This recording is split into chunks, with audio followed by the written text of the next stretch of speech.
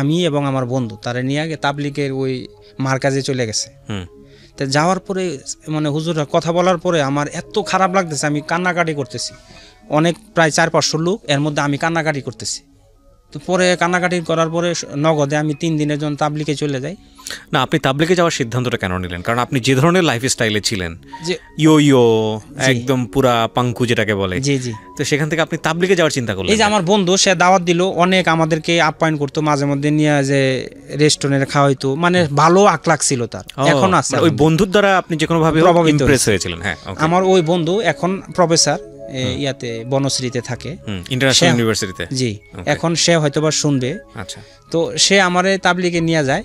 হঠাৎ করে সে একদিন দাওয়াত দেয়, চলো আমরা একসাথে যাবো। আমি আমার ওই যে প্রাইমারি স্কুলের শিক্ষক এবং সে একসাথে আমরা ইয়াতে আমাদের থানা মার্কাজে চলে যায়, তাবলিগ মার্কাজে। আচ্ছা, যাওয়ার পরে রাতে এসএসসি পরীক্ষার পরে, এসএসসি পরীক্ষার আগ মুহূর্তে তখন তো আমি 9 থেকে 10-এ উঠছি, কিন্তু এখনো টেস্ট হয় না, এর আরো 3-4 মাস আগে। আচ্ছা, পরে যাওয়ার পরে এদের কথাবার্তা শুনে আমি নগদে 3 দিনের জন্য তাবলিগে চলে গেলাম।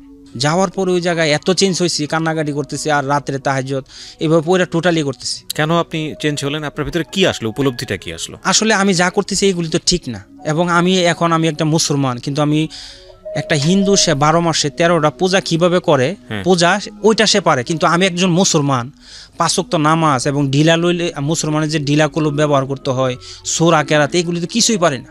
তা আমি যে আমার নামটা যে সোহেল, মোহাম্মদ সোহেল, ওইটা তো কাজে কোনো কিছু নাই। আমি কি করলাম আমার লাইফে? আমি আমার বাপ মারে আমি যে লেখাপড়া করি না, তারা জানে লেখাপড়া করতেছে, আমার আব্বা কষ্ট করতেছে, আমি কিছুই আমার ফ্যামিলির জন্য করতে পারবো না, আমার যে লাইফ, এবং আমি যে লেখাপড়া দিয়ে কোনো কিছু করতে পারবো না। তা আমি কি করলাম? পরে কান্নাকাটি শুরু করলাম, নামাজ পড়লাম, 3 দিন গেলাম, এরপরে আবার 3 দিন গেলাম। হঠাৎ করে আমি যখন স্কুলে আসলাম, মানে আমার ওই টাক মাথার উপরে টুপি, পাঞ্জাবি, এইগুলি দেখে স্যারের সবাই তাকাই দিছে। স্যারের দেখছে যে এই ছেলেটা তো ব্যতিক্রম ছিল, কিন্তু টোটালি সে চেঞ্জ। কারণ কি? তো দেখতেছে যে আমার একজন স্যার ছিল, উনি ইংলিশে শিক্ষক, ওনার নাম ছিল সাইফুদ্দিন স্যার। উনি হঠাৎ করে দেখতেছে সূরার মধ্যে, এই যে আমাদের পাঞ্জাখানা জিনার মধ্যে নামাজ পড়ে স্কুলের বাউন্ডারির ভিতরে, ওটার মধ্যে আমি আজান দিতেছি।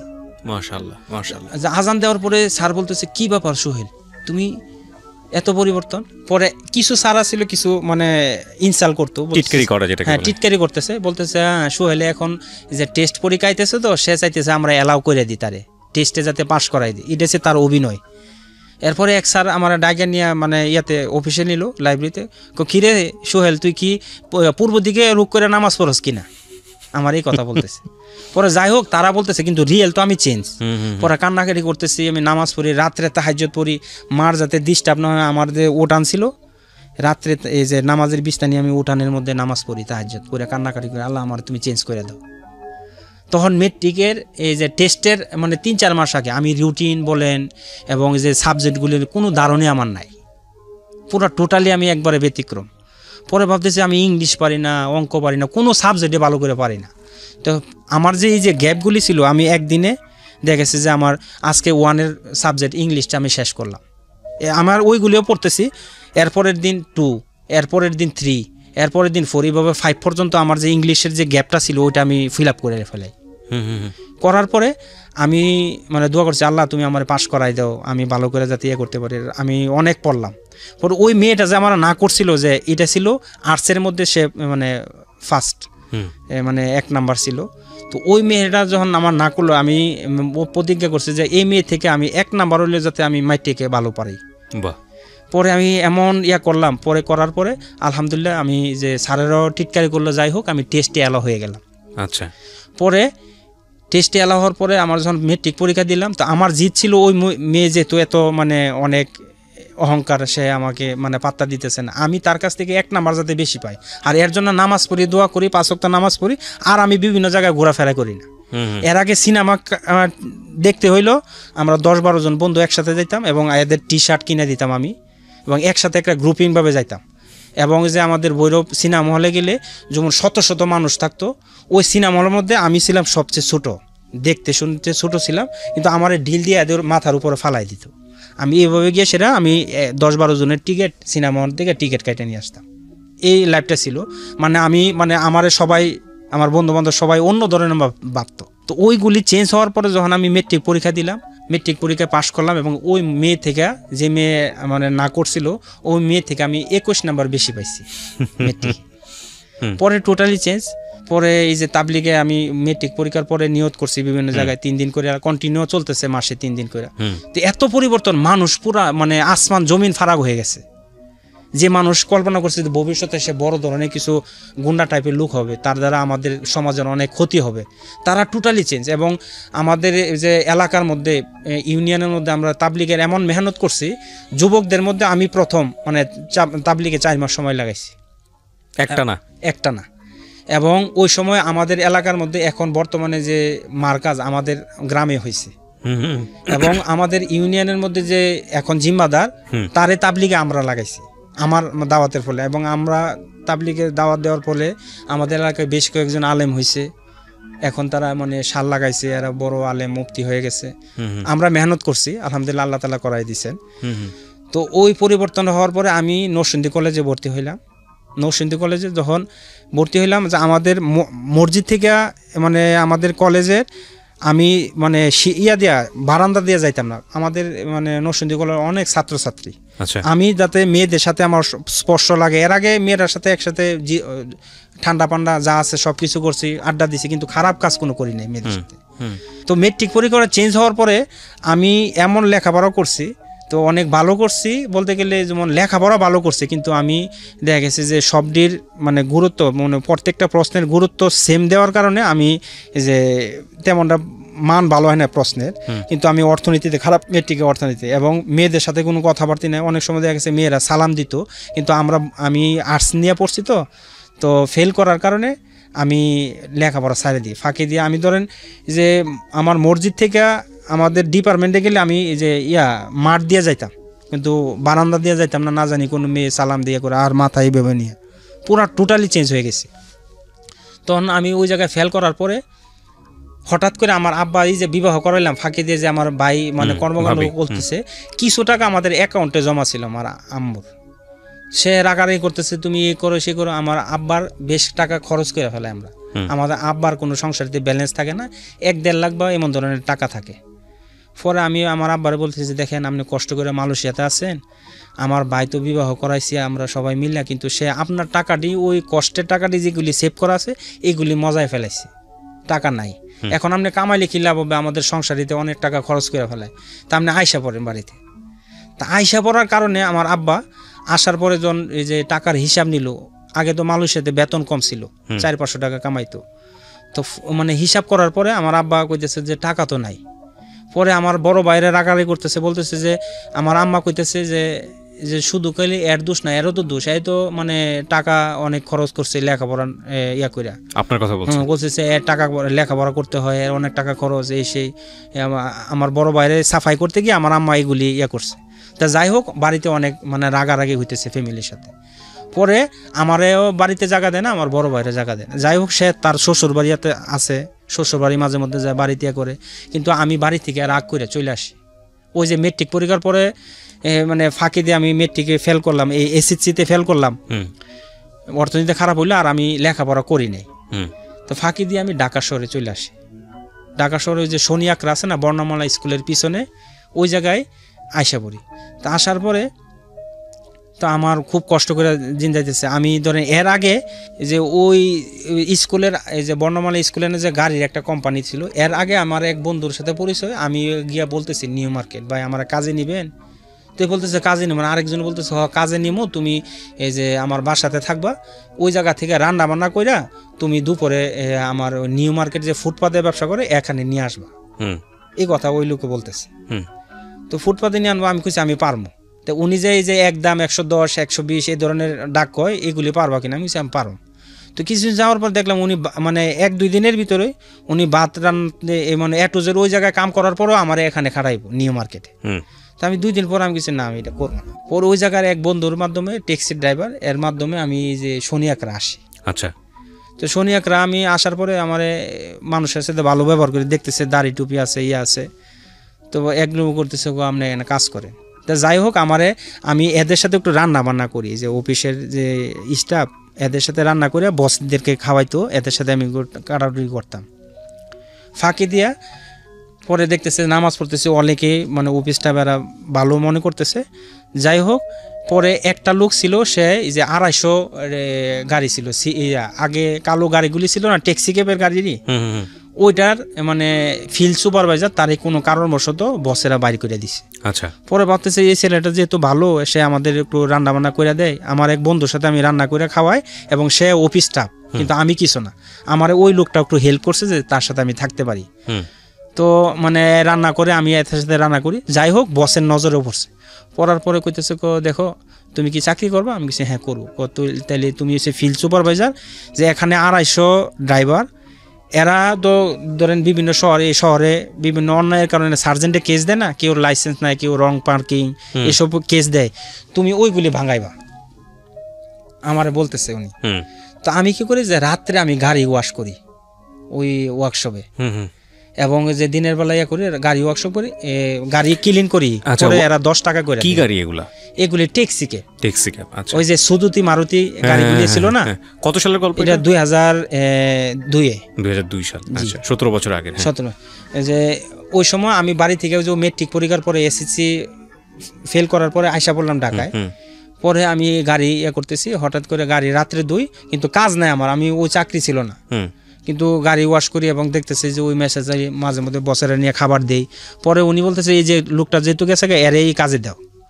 পরে যাই হোক, টুকটাক আমি রাত্রে হয়েছে, আমার কাজ হয়েছে যখন কোনো ড্রাইভার ওই গ্যারেজে গাড়ি ঢুকায়, তখন তার 5টা কাগজ চেক করি, টেস্ট টোকেন, এরপর রুট পারমিট, এগুলি 5টা কাগজ আছে কিনা। যদি না থাকে তো সার্জেনে যদি রাখা দেয়, একটা কেস স্লিপ দিয়ে দেয়, ওইটা চেক করলে ওই মানে লোকের যে ড্রাইভার তার জামানত আছে 3000 বা 5000 টাকা, ওই জায়গা থেকে যদি সে ওই তারিখ অনুযায়ী, যেমন 30 তারিখের ভিতরে কেসটার টাকাটা দিতে হবে, যদি সে না দেয় তার ওই যে ডাউন পেমেন্ট থেকে আমরা কাইটা দিই, এভাবে করি। তো আমি দেখা গেছে ওই লোকটা যাওয়ার পরে, যেমন ডেলি এবার আছে 250 ড্রাইভার, এর মধ্যে দেখা গেছে 10-12টা কেস তো মান্থলি প্রত্যেক দিনই পড়ে সিরিয়াল। কেননা 200-250-র মধ্যে 20-25টা তো প্রত্যেক দিনে কেস খাইতেছে বিভিন্ন অন্যায়ের কারণে, রং পার্কিং এসব জিনিসের কারণে, ড্রাইভিং লাইসেন্স নাই বা মানে লাইসেন্সটা 1 নাম্বার নাই, এইসব বিভিন্ন কারণে। তো ডেলি অ্যাভারেজে 10-12টা কেস আমার ভাঙাইতে হয়। ভাঙানির জন্য শান্তিনগর থানা আছে না, ওইটায় যাইতে হয়, এরপরে সদরঘাট কোর্টে যাই, মোহাম্মদপুর থানায় যাই, এরপরে গাজীপুর কোর্টে যাইতে হয়।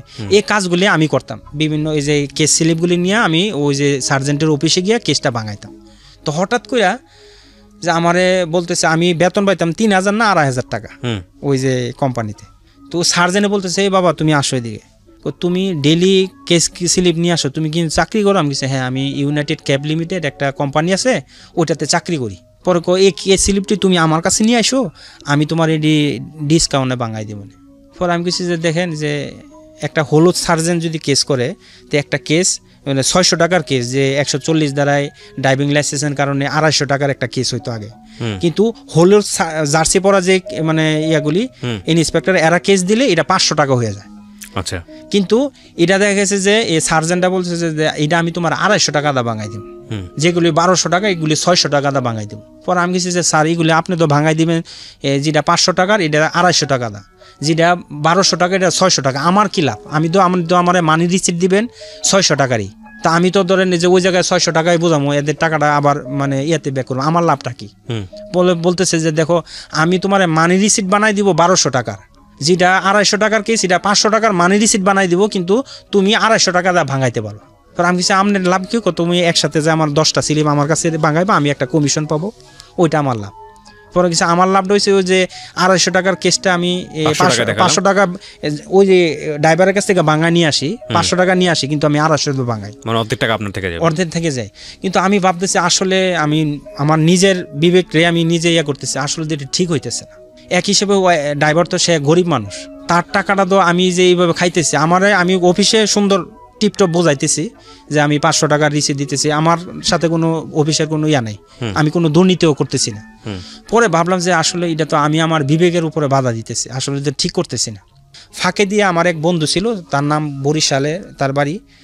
আমাদের কোম্পানিতে 2টা সিস্টেম ছিল, একজন হচ্ছে ধরেন কোম্পানির কিছু ট্যাক্সি ড্রাইভাররা নিয়ে চালাইতো এবং পার ডে জমা দিত, আরও কিছু আসলে তারা কিস্তিতে দিয়ে দিত, ডাউন পেমেন্ট অল্প দিয়ে মানে এরা মান্থলি জমা নিত। তো ওই একটা বন্ধুর সাথে পরিচয় হয়, তার বরিশালের বাড়ি। সে তার গাড়িটা বলতেছে, দেখো আমি তো ঈদের ছুটিতে দেশে যাবো, তুমি আমার গাড়িটা এক ভালো ড্রাইভার দিয়ে চালাইও।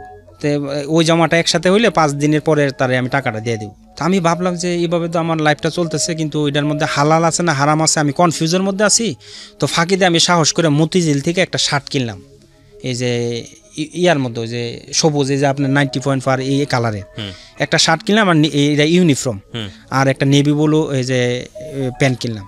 কিনে সেটা ওই যে 5 দিন আমার আবার যে অফিস থেকে ছুটি দিল, ঈদের ছুটি, আমি ঈদের ছুটিতে দেশে যাই নাই। এই 5 দিন আমি ট্যাক্সি চালাইলাম। তো প্রথম দিন আমি 3300 টাকা কামাইলাম 2000-এ। তো পরে ভাবলাম যে আল্লাহ আমার যে সৎভাবে আল্লাহ তাআলা এর চেয়ে ভালো দিতেছে। ওইটাই আবার আছে যে 1000 খানিক বা 1200 2000 আমার হয়েছে, কিন্তু এর চেয়ে ভালো তো আমার আল্লাহ রাখছে। এরপরের দিন আবার এই যে জমা দিলাম 700 750, তেলের খরচগুলো 750, এরপরেও আমার 1200 টাকা সিপ হইল। এরপরে যেহেতু আমরা পরিচিত মুখ, আমরা স্টাফ হয়েছে ধরেন 5-7 জন, কিন্তু ড্রাইভার তো 200-250। এরা আমার এই যে বিভিন্ন জায়গায় অলিতে গলিতে আমি চালাইতেছি ড্রাইভিং। ওই যে রাত্রে গাড়ি ওয়াশ করতাম, ওই সময় আমি আস্তে আস্তে ড্রাইভিংটা শিখানি। ওই যে রাত্রে ওয়াশ করতাম, এবং এক বন্ধু আমার গাড়ি দিত যে তুমি নিয়ে গাড়ি পার্কিংয়ে ঢুকাই নিয়ে আসো, ওইটা করতাম। পরে ফাঁকি দিয়ে আমাদের ওই যে এই জায়গায় ডিপার্টমেন্ট একটা ছিল যে ড্রাইভিং ট্রেনিং স্কুল, ওইটা আমি ফাঁকি দিয়ে কইরা ফেলাই। পরে ওই বন্ধুর গাড়িটা যখন চালায় আমার বড় সইজল, হ্যাঁ আমি এখন ইয়া করবো, তখন আমার অফিসটা বলছে কি ব্যাপার সোহেল, তুমি কি দেশে যাও নাই? আমি কিছু না, আমি তো দেশে যাইনি। বললো কি করতেছো তুমি? বলে গাড়ি চালাইতেছো, তুমি তাড়াতাড়ি অফিস আসো। এরপরের দিন গেলাম, যাওয়ার বলতে তুমি সত্যি করে বল তুমি কি গাড়ি চালাইছো? আমাদের নিয়ম ছিল যারা স্টাফ এরা গাড়ি চালাইতে পারবে না, গাড়ি ধরতেও পারবে না। তা আমি কিছু হ্যাঁ আমি গাড়ি চালাইছি। কেন করছো? তোমার তো চাকরি নেই। আমি কিছু ঠিক আছে স্যার, আমার চাকরি নেই, আমি চাকরি করবো না। পরে আমার এক বন্ধুর সংসদ ভবনের এনে থাকতো, পরে ওনার একটা গাড়ি কিছুদিন চালাইলাম। ফাঁকে দিয়ে আমার একটা স্বপ্ন ছিল এর আগেই যে আমি অনেক বড় কিছু হম। তো আমি কার রেফারেন্সে যে আমি কিছু হইতে পারি, আমার ইটালি, আমাদের এলাকায় কোনো মানুষ ইটালি গেলে তার বোনের বিবাহ করার জন্য প্রস্তাব দিতে আমি করতাম, কিন্তু কেউ রাজি হইতো না। তো এইভাবে সব মিলে আমি হঠাৎ করে আমি বলছি যে আমি সাইপাস চলে যাব, আমার আব্বারে বলছি। তো আমার এই যে বড় চাচার ছোট ছেলে সে সাইপাস থাকে, তো ওই জায়গা থেকে ইউরোপে বিভিন্ন দেশে ঢুকবো, এটা আমার টার্গেট ছিল। পরে হঠাৎ করে আমার আব্বা যে ওই জায়গা থেকে ভিসাও আসছে, কিছু টাকা 60,000-এর মতো মার গেছে। আমার আব্বা বলতেছে তুমি তো অলস, তুমি তো বাদাইমা ধরনের ছেলে, তুমি তো এগুলো পারবা না। তোমার দিয়ে আমরা যে তোমার বড় বাইরে এত রিস্ক নিলাম, সে আয়সা বললো আমার টাকা পয়সা মজাইলো, তুমিও লাস্ট মুহূর্তে লেখাপড়া কিছু করলা না, এখন তোমার দিয়ে আমি রিস্ক করতে পারবো না, তুমি এটা করো না। পরে তুমি একটা কাজ করো, তোমার এই ভিসার জন্য আমি এই রিস্কটা নিতে পারবো না, 4 লাখ টাকার মতো লাগে। পরে আমি কি করছি, আচ্ছা ঠিক আছে, রাগ করে আবার মানে ইয়াতে ঢাকা আয়সা পড়লাম। তো পরে আমি কইছি যে আমি আমার এই একটা চান্স দিল না, আমার টাকা পয়সা, আমার উদ্যম ছিল আমি জীবনে অনেক কিছু বড় কিছু হইয়া দেখাম, কিন্তু আমার এই চান্সটা আমি পাই নাই। এরা বিশ্বাস হারাই ফেলেছে যে আমি তো কিছু কাজ করি না আমার লাইফে। পরে যাই হোক ঢাকা আইসা আবার ট্যাক্সি চালাইলাম। তো ফাঁকে দিয়ে আমার আব্বা বলতেছে দেখো তুমি ট্যাক্সি চালাইতেছো, তুমি ট্যাক্সি চালাই ট্যাক্সির ড্রাইভারের কাছে তো কোনো ভালো মেয়ে বিয়া দেয় না, তুমি এটা চালাইও না। পরে আবার আমার চাচারা সবাই মিলে আমার একটা ছোটোখাটো মিটিং হলো বাড়িতে, যে বাবা তুমি একটা কাজ করো, তুমি সৌদি আরব চলে যাও, সৌদি আরব থেকে তুমি যা টাকা কামাবা এই টাকা থেকে তুমি বিভিন্ন ইউরোপে চলে যাও। পরে সৌদি আরব গেলাম আমি। সৌদি আরবে গেলেন কিভাবে? সৌদি আরবে যে আমার আব্বারা এরপরে আবার ইনভেস্ট করে সৌদি আরবে পাঠাইলো, কিন্তু এর আগে আমি যে আমার এখানে একটা কাহিনী আমি বাদ পড়ে গেল।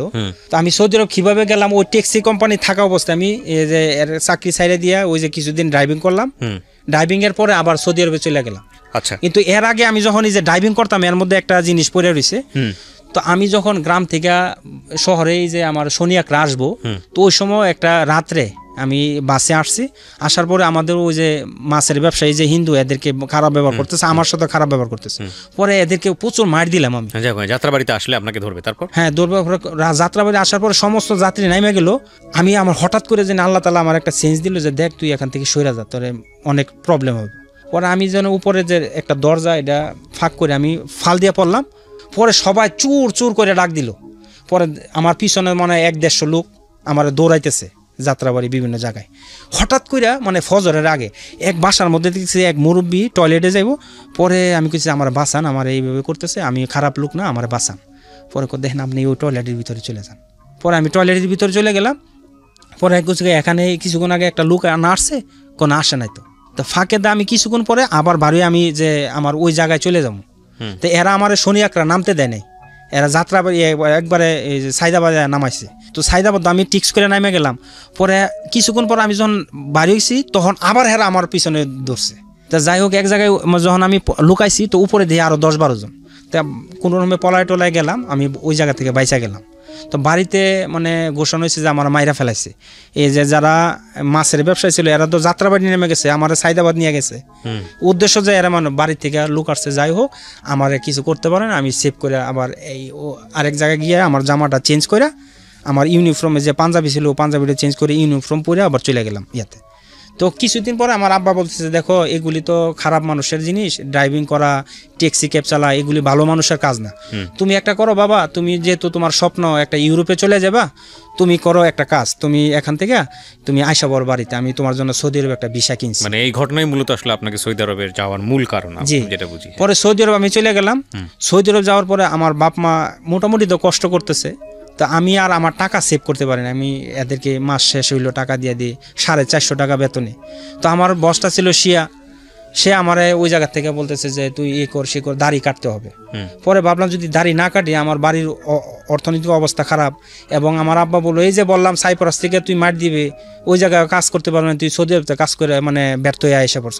আরও আমার রাগারাগি করবে, আমার দ্বারা কিছু টাকা নাই, যা ব্যালেন্স ছিল আওলাদ টাওলাদ করে আমি আমার নানার বাড়ি একটা সম্পত্তি বিক্রি করছি।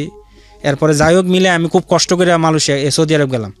পরে ওই শিয়ার আন্ডারে আমি দাড়ি কাইটা ধরেন ছোটো ছোটো করে আমি ওই জায়গায় 3 বছরের মতো ছিলাম, কিন্তু মনে শান্তি যে আমি আর এই দাড়ি কাইটা নিলাম, এত বড় একটা গুনাহ করলাম। তো পরে যাই হোক ওই জায়গা থেকে মাঝে মধ্যে আমার কোনো দিন ছুটি ছিল না, শুক্রবার বলেন বৃহস্পতিবার বলেন মাসে, এমনকি ঈদের দিনও আমার ছুটি ছিল না। কি কাজ ছিল ওখানে? ওইটার কাজ ছিল আমি একটা মানে বড় আমারে বইলা নিছিল, দালালে বইলা নিছিল যে তুমি যে একবেলা তোমার মালিকে খাবার দিবে, রুম দিবে এবং তোমার 850 রিয়াল বেতন। কিন্তু ওই জায়গায় 450 টাকা বেতন পাইছি, খাবার টাবার কিছুই না, এবং যে ড্রাইভিং পাই নাই। পরে যাই হোক আমি যখন মালিকরে বলছি যে দেখ আমি অনেক টাকা খরচ করে আসছি এই ঘটনা, পরে ওই দালালে ওই জায়গায় মাইর দিয়া কিছু টাকা আমার উদ্ধার করে দেয়। পরে ভাবছি যে তো মালিক ভালো আমার এইগুলি করতেছে, টাকা কিছু ফেরত দিয়ে দিছে, পরে আমি কাজ করতেছি। পরে আস্তে আস্তে ওই জায়গার মধ্যে আমি যে 450 বেতন থেকে আমার ওই জায়গায় ড্রাইভিং ট্রেনিং দিয়া বিশাল বড় একটা লরির ড্রাইভার ছিলাম আমি। তো ওই জায়গায় যাই হোক সে ওই কোম্পানিতে আমি একটা ফোরম্যান ছিলাম, 10-12 জন লোকের মানে পুরা দায়িত্ব, এবং আমারে শুধু নেল কাটা থেকে নিয়ে জামা এবং জুতা সমস্ত কিছু ফ্রি দিত। ওই সুযোগটা কেউ পাইতো না, কিন্তু আমি ক্যারাটে জানতাম, মার্শাল আর্ট, ওইগুলির জন্য সে খুব খুশি হইতো। পরে যাই হোক ওই জায়গা থেকে আস্তে আস্তে আমার মানে আমি কোনো ছুটি না থাকার কারণে আমি এই যে আমার কাজটা ছিল একটা বড় লরি দিয়া মাল নিতাম, ওই যে রেডিমেড গার্মেন্টস আইটেমের মালগুলি আছে না, ওইগুলি নিয়ে 2.5 টন মাল প্রত্যেক দিন আমরা ঢালতাম, লোয়া লস্কর ডালিয়া। পরে নতুন দোকান সাজাইতাম, দোকান সাজানোর পরে এগুলি আবার ক্লোজ করে আবার রাত্রে এসে পড়তাম, দুপুরের দিকে যাইতাম আবার রাত্রে আসতাম। এগুলি আমার সারা জীবন কাজ ছিল, এই যে 5-7 বছরের মতো এটা ছিল ইয়া। তো আমি যান্ত্রিক হয়ে গেছি, আমার শরীর লোহার মতো অনেক শক্ত। তো ওই জায়গার মধ্যে কামাইছি, কিন্তু আমার মনে মনে যখন আমি ঈদের পরের দিন, শিয়াদের ঈদ ছিল আমাদের ঈদের পরের দিন, ওই দিন আমরা ছুটি পাইতাম। আচ্ছা। তো পরে যাই হোক আমরা যখন ছুটি পেতাম আমি মক্কা মদিনা চলে যাইতাম, ওই জায়গায় কান্নাকাটি করতাম। তো হঠাৎ করে মানে আবার ওই দাড়ি মানে আমার দেখছে নাই, আমাদের জেলার একজন তাবলিগের সাথী, উনি মানে আমাদের জিম্মাদার, মেন জিম্মাদার, উনি গিয়ে সৌদি আরব আমার সাথে দেখা করার পরে দেখতেছে দাড়ি টাড়ি নাই, এবং আমরা অনেক তাবলিগে মেহনত করছি আমাদের ইউনিয়নে। বলছে বাবা তোমার এই হালত, তুমি টাকার জন্য আসছো, তুমি দেশে চলে যাও, আমি তোমার গাড়ি যেটা লাগে আমি সব তোমার করে দিব, এই কথা সে বলতেছে। পরে আমি বলছি আচ্ছা ঠিক আছে। পরে তোমার আমার একটা ওসিয়ত, তুমি যখন আবার বাংলাদেশে যাইবা তুমি বাড়িতে জানাইবা না, তুমি সরাসরি কাকরালে তোমার ওই যে বেডিংপত্র সামানা এগুলি রাইখা আগে তাবলিগে 40 দিন সময় লাগাবা, 40 দিন লাগানোর পরে তোমার বাপ মারে বলবা, এর ভিতরে আমি তোমার জন্য মেয়ে রেডি করবো, সব কিছু করবো, এগুলি বলছে।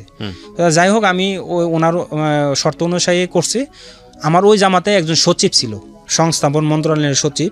তো উনি দেখে সেটা বলতেছে এই অবস্থা, পরে বলতেছে যে তুমি বিবাহ করবে, এসে আমার হালত বললাম। পরে তুমি আবার ওই দেশে আবার যাবা, আমার নেই চলে এই 3 বছর পরে আর মালয়েশিয়া যাবো না, এই সৌদি আরব। পরে হচ্ছে তুমি আবার যাবা।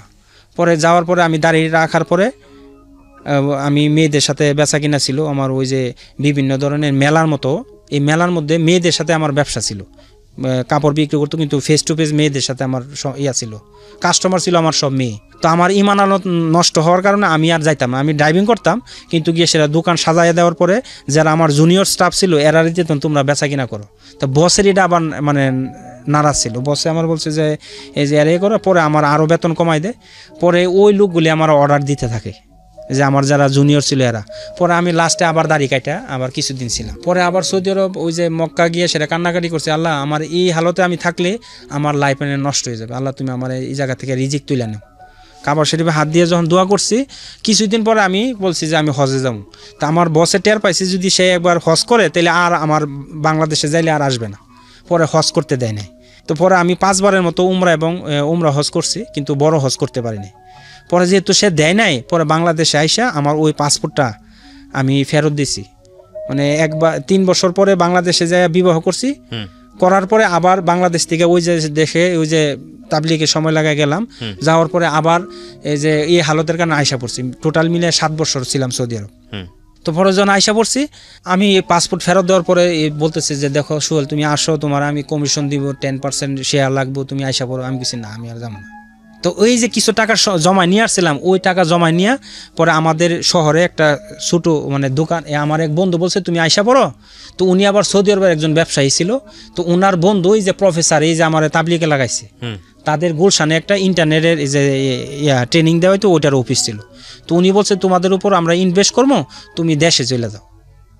ওই সৌদি আরবে এর চাচতো ফুফাতো ভাই ছিল, নাম হয়েছে লিটন।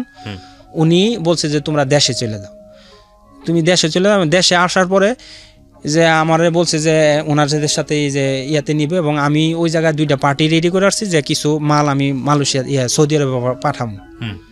তো যাই হোক, মানে ওই জায়গায় পাঠানোর পরে তো উনি আবার কিছুদিন আমারে ওনার সাথে রাইখা, আমার তো চিন্তা মান্থলি আমার দেশে আমার টাকা দিতে হয় বাপ মারে, আমি বিবাহ করছি। তো আমি যে আগে যে টাকা মান্থলি দিতাম ওই যে সৌদি আরব থাকতে, ওইটা গ্যাপ হওয়ার কারণে বাপ মা আমার সাথে রাগারাগি করে যে টাকা দিতে পারি না, এই না এই না, অনেক কিছু করতেছে। পরে এরা আমার ওই জায়গায় চাকরি করতেছে, কিন্তু ফাঁকি দিয়ে আমার একটা ফিকির যে কীভাবে আমার কি করা যায়। পরে ওই জায়গায় থাকা অবস্থায় তো আমার বন্ধু দেখতেছে যে আমি অশিক্ষিত মানুষ, সে একজন প্রফেসর, তারা একটা আইটি বিজনেস আছে এবং তারা সাপ্লায়ার বাংলাদেশে চায়না থেকে মাল এনে বিক্রি করবে। এইগুলির পরে আমার কিছুদিন থাকার পরে বলতেছে তোর যত চিন্তা, তোর দেমাগ যা আছে সব আমাদের ব্যবসাতে লাগাবে, তোর বাইরের কোনো চিন্তা ভাবনা না, তোর জন্য 12 ঘন্টা তুই আমাদের সাথে আসছ, তোর সমস্ত চিন্তা আমাদের ব্যবসার মধ্যে লাগাবে, অন্য কিছুর জায়গায় লাগাবে না। ওই কথা বলার কারণে আমি ফাঁকে দেওয়া ধরেন এই যে নিউ মার্কেট, এরপরে গুলিস্তান, এদিক দিয়া আমি ঘুরতাম। পরে ভাবতাম যে আমি তো এখন বেকার, বাড়িতে টাকা দিতে পারি না, এরা তো রাগারাগি করতেছে, কি করব। তো হঠাৎ করে একদিন আমি আমার ওই নরসিংদী শহরে ওই যে টাকা নিয়ে আসলাম, এই টাকাটি আমি ভাঙি নাই। তো আমার এই যে বন্ধু বলতেছে যে তুমি আমাদের এনে আইসা পড়ো। কিছুদিন থাকার পরে দেখতেছে যে সে যেই মানে চেয়ারে বসে আমি ওইটাই বসি, এরা আমরা দুইজনে তো রাখছে পার্টনার, আমার পার্টনার রাখবো, আর উনি সে ইনভেস্টার। তো দেখতেছে যে পজিশনটা যেমন সেম, এবং সে যে সিটে বসে আমি গিয়ে বসি, তো তার সহ্য হয় না। আমি তো টোটালি একজন অশিক্ষিত ছেলে। তো হঠাৎ করে বলতেছে যে দেখো যে আমি সোহেল, আমার ভাই বলতেছে যে আমরা তো বলছিলাম ফাঁকে দিয়ে আমি ঢাকা থাকা অবস্থায় যে বাপ মারে টাকা দিতে পারি না, আমার ওয়াইফরে রাগারাগি করে, ফাঁকি দিয়ে ভাবলাম কী করা যায়। আমার একটা ছোটো ভাই, সে মেট্রিক পরীক্ষায় পাশ করছে, তারে কি কাজে লাগানো যায়। ফাঁকি দিয়ে যে নিউ মার্কেট যে দেখছেন না স্টক লোডের মালগুলি আছে, এই মালগুলি একসাথে কিনা আমি কিছু টাকা ইনভেস্ট করে আমাদের নরসিংদী শহরে একটা এসি মার্কেট আছে, ইন্ডেক্স প্লাজা, ওইটার মধ্যে দোকান দেয়, এবং ওই দোকানের মধ্যে আমার ছোটো বাইরে বসায়, এবং মাঝে মাঝে মালের দরকার হলে আমি মাল কিনে নিয়ে যাই। তো সে এটা টের পায় আমার বন্ধু। সে বলতেছে দেখো তোমার তো আমি আগেই বলছি যে তোমার যত দেমাগ চিন্তা চেতনা সব কিছু আমাদের মানে কোম্পানিতে তুমি ইয়া করবা, তুমি ওই জায়গায় করছো, তোমার তো এটা ঠিক হয় নাই। তো হঠাৎ করে আমি বলছি যে দেখ তুই তো আমার ভাই, আমার একই গ্রামের মানুষ, কিন্তু আমি তো সবসময় বাপ মারে এই যে সৌদি আরব থাকতে টাকা পাঠাইছি, এখন তো হঠাৎ করে যে আমার 2-3 মাসে গ্যাপ হইতেছে, 5-6 মাসে, এটা তো তারা মানায় না, তারা ঝগড়াঝাটি করে বাড়িতে, আমি খাইতেছি ফ্রি, আমার বউ খাইতেছি ফ্রি, এগুলি চলবো না, আমি কী করবো। পরে সে মায়া লাগলো, সে বলতে আচ্ছা ঠিক আছে, এটা যাতে অন্য কেউ না জানে। পরে যাই হোক, আমি আমার মাঝে মধ্যে গ্রামে গেলে আমি এই জায়গা থেকে মাল কিনে নিয়ে যাইতাম, ওইটা চলছে। কিসের মাল ছিল এটা? ওইটা সে গার্মেন্টস আইটেম আছে না, স্টক লোডের যে ল্যাপটপের মালগুলো, আচ্ছা আচ্ছা আচ্ছা, ওইটা দিয়ে আমি ছোট একটা দোকান দিই ওই ইন্ডেক্স প্লাজায়, আমার ছোট বাইরে বসাই। হঠাৎ করে আমরা তো ধরেন ওই যে দেশে যে চিটার বাটপার ছিল না সৌদি আরব, আমরা কাজ করছি যান্ত্রিকভাবে, অনেক কষ্ট করছি। ডেইলি ধরেন 2.5 টন মাল নামাইতাম, বিক্রি করতাম, আবার রাত্রে করতাম, কোনো ছুটি ছিল না, সময় ছিল না। খুব কষ্টের ফলে হঠাৎ করে যখন ওই দেশ থেকে আইসা পড়লাম এবং ওই যে আল্লাহর কাছে দোয়া করে আসা পড়লাম, দেশে আইসা পরে পরিস্থিতি আরো খারাপ। ওই যে মাস শেষে টাকা দিতে পারি না বাপ মারে, অনেক কষ্ট। তো হঠাৎ করে আমি তো ধরেন বিভিন্ন জায়গায় আমার বন্ধু সার্কেল যারা ছিল, আমি অনেক পরিচিত লোক, বিজনেস কার্ড চড়াই। আমার রেন্টেকারের নাম ছিল মাশাল্লাহ রেন্টেকার। তো ওই রেন্টেকারে আমার এক বন্ধুর নাম হচ্ছে কাক্কু, তারা হচ্ছে ভৈরব বাজারে তাদের ব্যবসা। তো সে বলতেছে যে আমার এক বন্ধু তার রেন্টেকারের ব্যবসা আছে, তুমি একটা কাজ করো, যে লাগলে তারে ব্যবহার করো। তো একটা বাটফার ছিল, সে মানে আমাদের পাশের এক গ্রামে বিবাহ করছে। আচ্ছা। তো আমি আর বুঝতে পারি না, সে বলতেছে যে ভাই আপনি তো আপনার নাম অনেক শুনছি, কাকু ভাই বলছে আপনি অনেক ভালো মানুষ, সৌদি আরব থেকে আসছেন, অনেক গাড়ি ব্যবসা দিচ্ছেন। আচ্ছা ঠিক আছে, আপনি মাঝে মধ্যে ডাকলে আপনি আসেন। হঠাৎ করে কইতেছে ভাই আমি তো বিবাহতে যাবো, আপনি আসেন ভৈরব বাজারে আসেন। তা আমাদের বাড়ি থেকে ভৈরব বাজার 10 মিনিটের রাস্তা। যাওয়ার পরে ওনার সাথে পরিচয় হলো। ওই দিন হঠাৎ করে উনি কইতেছে চলেন একটা বিবাহতে যাই। তো বিবাহতে যাওয়ার পরে ওই জায়গায় সে আমারে যে খাওয়াইলো, খাওয়ানোর পরে কোনো মানে আমি তারে নিয়ে বিভিন্ন জায়গায় ঘুরলাম না, হয়তো আমার ধরেন 100 টাকার গ্যাস খরচ যাবে যাওয়া আসায়। পরে সে আমার 2,500 টাকা দিয়ে দিল। তো 2000 মানে প্রায় 10-12 বছর আগে, 15 বছর আগে 2,500 টাকা অনেক না। তো পরে এরপরের দিন একই অবস্থা, ফাঁকি দিয়ে সে বলতেছে ভাই আমি আপনার বন্ধু, আমার বন্ধু, আপনি আমার বন্ধু, আমি আপনার পাশের গ্রামে বিবাহ করছি, আপনি আমার ভাই, আপনার গাড়ি মানে আমার গাড়ি, এই কথা বলছে। পরে আমি কিছু হ্যাঁ, আমি তো আর বুঝতে পারি না যে হ্যাঁ আমি তো আদম ব্যবসা করি, আর আমার একটা যে বাঙালির ব্যবসা আছে ঢাকায়, আমার সেগুন বাগিচা একটা বাড়ি আছে। তো মিলে আমি একটা প্রবলেমের কারণে এদিকে আসছি। তো আমার এনে আদম ব্যবসা কিছু টাকা পয়সা আছে, আপনার যদি কোনো সময় এরা বলে আপনার গাড়ি যেটা আমার গাড়িতে এটা বলবেন ওনার গাড়ি। আমি আর এতটা বুঝি নাই। তো ব্রাহ্মণবাড়িয়া উনি গেছে, তো মাঝে মধ্যে উনি মাজারে গিয়ে আস্তানা করছে। ওই লোকটা আসলে চিটার ছিল। তো গিয়ে সেরা বলতেছে যে এটা আমার ড্রাইভার, অগোচরে বলতেছে সে অনেক খারাপ ছিল, তারে তাবলিগি আমি অনেক মানুষ করছি। আপনাকে বলতেছে মানে এদের কাছে গিয়া ফুলাইতেছে, সে বিশাল বড় ড্রাইভার, মানে সে তার ড্রাইভার আমি আমার সে মানুষ করছে, এবং এই গাড়ি ঘোড়া আমার যখন তার ইয়া হয় এগুলি বলছি। এবং গিয়ে সেটা ওই জায়গায় এক মাজারে গিয়ে সে গরু মানে এদেরকে খাওয়াইতো, এবং মাজারে যে মূর্খ লোকগুলি তাদের সাথে তার সম্পর্ক ছিল। ওই এলাকার যে আওয়ামী লীগের সভাপতি ছিল তার সাথে গিয়ে সে একদিন গিয়ে 2,500 টাকার 3,000 টাকার ফল কিনা তার বাড়িতে দেয়, আরেক লোকের বাড়িতে। আমি তো এর সাথে বাড়িতে যেতাম না, এবং দোকানে আড্ডা দিত যে আমি ধরেন আদম ব্যবসা করি এসে।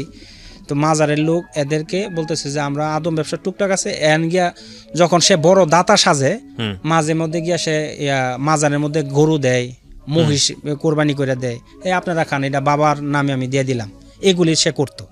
তা আমি তো এগুলি জানতাম না, আমার বলতেছে আমার নামাই দিয়ে আপনি গাড়ি নিয়ে একটু দূরে চলে যায়। তা আমি দূরে করতাম, যখন তার কাজ শেষ হইতো সে ড্রাইভারের মতো বিহেভ করতো, এই সোহেল ভাই এদিকে আসেন। তা আসতাম, সে গাড়িতে ওইটা এসে পড়তো। তো এখানে যে মাঝে দিয়ে সে গরু দিত, মহিষ দিত মাজারের মধ্যে, এরা ভক্ত হয়ে গেছে তার। ওই যে চিটারটা আমি একদিন ইয়ে করছি, তো ভক্ত হয়ে গেছে। আমার বন্ধুর যে কাক্কু ছিল তারও ভৈরবের দোকান, তার কাছে নিয়ে 2.5 লাখ 3 লাখ টাকা তুইয়া দিত, 1 মাস পরে আনতো। তো সে তার টাকাটা ব্যবহার করতো, যার কারণে এর কাছেও ধোকা ফালাইছে। তো ওই জায়গায় সে 4-5 লাখ টাকা খরচ করছে। তো হঠাৎ করে কইতেছে বাবা আপনি কি করেন? ওই লোকটা কইতেছে আমি আদম ব্যবসা আছে, আর আমার ভাঙ্গারির ব্যবসা আছে, আর আমার ঢাকা সেগুন বাগিচা বাড়ি আছে। বলছে একটা কাজ করেন, আপনি যেহেতু আদম ব্যবসা করেন, আমার একটা ছেলেরে বিদেশ নেন। তা মাজারের প্রভাবশালী এক লোকের ছেলেরে সে বিদেশ নিছে। তা দুবাই নেয় 3.5 লক্ষ টাকা দিয়ে। সে বলতেছে 2 লাখ টাকা দিয়ে আপনি, আমরা এত টাকা ইয়ে করবো কি, আমরা অল্প লাভ হইলে চলবো, এই সমস্যা নেই। তো যে জায়গায় জিনুইন খরচ 3.5 লাখ, ওই জায়গায় সে 2 লাখ নিছে। তো মানুষ তো তার ভক্ত হয়ে গেছে। পরে 10-12 জনে তার কাছে টাকা দিছে, প্রায় 10-12 লাখ টাকার উপরে। পরে ওই যে সভাপতি তার কাছে 4-5 লাখ টাকা খরচ রাখতো, তো ওই সভাপতির কাছে দিয়া আবার 10 লাখ টাকা হাওলাত নিছে, কেন তার কাছে আরো 1-2 লাখ টাকা এই ফল টল কিনা তারও ভক্ত বানাইছে। পরে ওই জায়গার মধ্যে সে দয়াল বাবা আলাল শাহ নামে একটা ইয়া করছে, যে কোরার মেল করছে। ওই দেশে আবার যে কোরার অনেক খাদ্যর মেল, ওইটা করছে। তো মানে ইনভেস্ট করছে কোরার মেল, কোরা আছে না ধানের ভুসি, এগুলি তো বেশি টাকা লাগে না। মিলে সে 3 লাখ টাকা ইনভেস্ট করছে। আর ওই এলাকার মধ্যে একটা লোকের বিদেশ পাঠাইছে। ওই জায়গায় সে অনেক বিশ্বস্ত লোক হয়ে জায়গা। তো একদিন সে কি করছে, আমাদের পার্শ্ববর্তী গ্রামে একটা যে ছাগল কিনা নিয়ে আসে আমার গাড়িতে রয়েছে, চলেন এই মাজারে দিয়ে আসবো। মাজার দিয়ে কয় সোহেল ভাই আজকে আপনি আমাদের সাথে খাইবেন। পরে আমি কইছি আল্লাহ আমি তো মাজার কোনো সময় পছন্দ করি না, মাজারের এই যে যেহেতু সে সেরেক জায়গার মধ্যে তার ছাগলটা দিতেছে, আল্লাহ এর মধ্যে আমার রিজিকটা রাখো না। আমি দোয়া করতেছি, নামাজের সময় নামাজ পড়তেছি, তো কোনো কারণবশত আমি কিছু আমার পেটে পাতলা পায়খানা আমি করবো না, আসলে পাতলা পায়খানা ছিল আমি খাই নাই। তো আল্লাহ আমার ওই দিক এই জিনিসটা দিয়ে বাঁচাইছে। হঠাৎ করে এগুলি করতেছে, এর ভিতরে আমার টাকা দিছে মানে 2000 2500, মানে আধা ঘন্টা 1 ঘন্টা ব্যবহার কইরা আমার গাড়িটারে চালায়া আমি ড্রাইভার এবং গাড়িটা আমার নিজে আমি ড্রাইভ করতাম। সে মানে মালিক অবস্থায় ইয়ে করতো। তো মিলে আমি তার কাছ থেকে 10 থেকে 12,000 টাকার মতো নিছি। সে আমারে দিছে 2000 2500 3000 এইভাবে। তো আমি তার কাছে মানে দুবাই আমার ছোটো ভাই ছিল, ওই জায়গা থেকে কিছু টাকা নিয়ে আসছি, এই যে হাদিয়া স্বরূপ তারে আমি 10,000 টাকার মতো আমি তার কাছে পানা। হঠাৎ করে একদিন কইতেছে সোহেল ভাই আপনি একটা কাজ করেন, আপনি আমি না বলার ছাড়া আপনি ব্রাহ্মণবাড়িয়া যায়েন না। কারণ কি ভাই এদের সাথে আমার একটা দ্বন্দ্ব হয়েছে, আপনি যায়েন না। তো আমার হঠাৎ করে ওই যে এদের নিয়ে যাইতাম এবং মাঝে মধ্যে আমি দূরে গাড়ি পার্ক করতাম, এদের সাথে কাজকর্ম করার পরে আমার বলতো সোহেল ভাই আসেন চলে যাবো। তখন এক লোকে আমার জিজ্ঞেসে ভাই যে আপনার বাড়ি কোথায়, আমি আমার ঠিকানা বলছি যে ভাই আমার বাড়ি তো মরজালে, নরসিংদী মরজাল। আচ্ছা ঠিক আছে, এতটুকু আর চান্স পায় না, সে আইসা পড়ছে। পরে হঠাৎ করে যে তার কাছে 20-25 লাখ টাকা মানে 20 লাখের মতো এমন ধরনের টাকা সে নিয়ে উদা হয়ে গেছে। একদিন সে আমার এই উপকারটা করছে, ভাই আপনি ওই এলাকাতে যায়েন না, আমি না বলা বস্তু। এরা এই টাকার সুগে মরজাল আইসা বলতেছে সোহেল নামে একটা লোক চিনেন? চিনে। এই লোকটার আমার দরকার। গিয়ে সেটা বলতেছে যে ভাই আপনার ওই লোক কোথায়? আওয়ামী লীগের এরা ছিল ওই এলাকার আওয়ামী লীগের সভাপতি, আমাদের এলাকার আওয়ামী লীগের লোকদের সাথে এরা আবার খুব আন্ডারস্ট্যান্ডিং। পরে বলার পরে করতেছে এই লোকটা তো যে এরা ধরতে হবে, বলতেছে যে সাগর নামে এরা চিনেন? কোথায়? আমি কিছু জানি না, এর তো আমি টিপ নিয়ে গেছি। কয় তো আপনি এর সাথে জড়িত, মানে এরে ধরতে গিয়ে আমার বলতেছে যে এরে ধরলে হারে পাওয়া যাবে। পরে বিশাল বড় দরবার জমাইলো, দরবারের মধ্যে বলতেছে যে তুমি ইয়া করো, তোমার ওই লোকটা, তোমরা হচ্ছে একটা চক্র, তোমরা একটা গ্যাং, তোমরা একটা মানে এই ধরনের চিটার গ্রুপের লোক, তুমি এরে বাইর করে দাও, এরে মাইট দিলে এরে পাওয়া যাবে। তা আমরা গ্রামের মধ্যে আমরা বংশটা ছিল নিরহ বংশ। পরে আমারে বলতেছে অনেক মাইট দিব, 3 দিনের আলটিমেটাম দিছে, এর ভিতরে এর না ধরতে পারলে আমার বাড়ি ঘর এবং আমার গাড়ি আমার দোকান সব নিয়ে যাব। পরে কি করবো পরে আমার এলাকার মধ্যে একজন সভাপতি ছিল, আমার গাড়িটা খুব সুন্দর ছিল, 100 করলা, মানে খুব পরিষ্কার করে রাখতাম, এটা আমি চালাইতাম, মাঝে মধ্যে ড্রাইভার দিয়ে চালাইতাম। তো তার লোভ ছিল এই গাড়িটার প্রতি, যখন হামলা ঠিকভাবে লাগাবো সে গাড়িটা আত্মসাৎ করব, আমার এলাকার যে সভাপতি। তো এরপরে কিছু টাকা পয়সা আছে, এরে ধরলে এর কাছ থেকে টাকা পাওয়া যাবে। পরে যাই হোক আমি রাত্রে এই গাড়ি নিয়ে আমি আমাদের শহরে আইসা পড়লাম। পরে এই গাড়িটা আমি বিক্রি করে দিলাম। তো হঠাৎ করে আমি রাত্রে স্বপ্নে দেখতেছি যে একটা লোকে বলতেছে ধরো এই পাসপোর্টটা ধরো, এইদিকে মানে পূর্ব দিকে রুখ করো। আমার এই কথা বলছে যে আরবিটা হয়েছে ইমশেক হাদা পাসপোর্ট রো ইমশেক, এই কথা বলছে। তো আমি সকালে গিয়ে আমার এই প্রফেসর বন্ধু, সে আমার লাস্টে অনেক হেল্প করছে। সে আমার বলতেছে দেখ তুই, আমি কইছি আমার তুই বাঁচাই দিয়ে, আমার তো মাইরা ফেলাইবে এরা সবাই, আমার যতটুকু টাকা আছে আমি তো সৌদি আরবের এই পাসপোর্টটা ফেরত দিয়ে দিছি যে আমি আর ওই জায়গায় যাবো না, এক শেয়ার আন্ডারে আমি আর কাজ করবো না। পরে আমার বন্ধু আমার অনেক হেল্প করছে, যে আমি বলছি যে আমার দোকানটা তোর নামে লিখে দিলাম, দোকানটা তোর, তুই কোনো সময় এই দোকানটা যদি হেরা হামলা করে কবে যে এই দোকান হের না, এই দোকান আমার, এই দোকানটা তুই বিক্রি করে দিয়ে আমার হেল্প করবে। এরপরে আমার এই গাড়িটা তুই যেহেতু তরে নিয়ে আমি রাজধানী এই যে স্কুল থেকে এই যে সংসদ ভবনের উল্টা পাশে যে কার হাট আছে না, ওই জায়গাতে কিনে দিস, আমার গাড়িটা তুই বিক্রি করে দে। তো ওর গাড়িটা আমি বিক্রি করলাম। পরে বিক্রি করে সেটা এর আগেই গাড়ি বিক্রি করার আগে আমি আমার ওই যে এলাকার যে জেলার আমির সাহেব ছিল যে সুরা বলে, ওনার কাছে গিয়ে বলছি যে আমির সাহেব মহসিন ভাই আমার এই হালত, পরে আমার এই হালত কান্নাকাটি করে। এর আগে একদিন বলতেছে বাবা তোমার তো অনেক বিপদ, তুমি যেহেতু এই স্বপ্ন দেখছো, তোমার মন আছে হয়েছে, তুমি যদি দেশের বাইরে চলে যেতে পারো তোমার জন্য অনেক ভালো হবে। পরে আমি আমার এলাকায় এক পিসি বিষয় লোক পাঠায় যে যেমন আপনি মালয়েশিয়াতে আসছেন, তা আপনি যাইবেন না কোনো কারণবশত, কোনো ফ্যামিলিগত প্রবলেম, আপনি পাসপোর্টটা এক জায়গায় বিক্রি করা যায়। আগে এই সিস্টেমটা ছিল, একজনের পাসপোর্ট একজনে বিক্রি করা যায়। তো উনি এই কাজগুলি খুব করে এবং এই ইমিগ্রেশনের সাথে কন্ট্যাক্ট করে এরা লোক মানে এইভাবে পাঠাইতে পারে, ওই দেশেও ইমিগ্রেশনের চেক ছাড়াই পাঠায় দেয়, এই কাজটা তারা করতো। হঠাৎ করে একদিন আমি ওনার কাছে, পরে আমার মহসিন ভাই যেহেতু পরামর্শ দিল যে হ্যাঁ আমার পরামর্শ হচ্ছে তুমি দেশে, তোমার জন্য মোনাসেব না, তুমি দেশের বাইরে চলে গেলে তোমার জন্য ভালো হবে, সেফ হবে। পরে আমি এই যে ওনারা বললাম যে ভাই আমার কি আপনি মালয়েশিয়া পাঠাতে পারবেন, আমি মালয়েশিয়া যাবো। হ্যাঁ এখন চাইলে আপনি এখনই পাঠাতেন। আমি কি বলেন?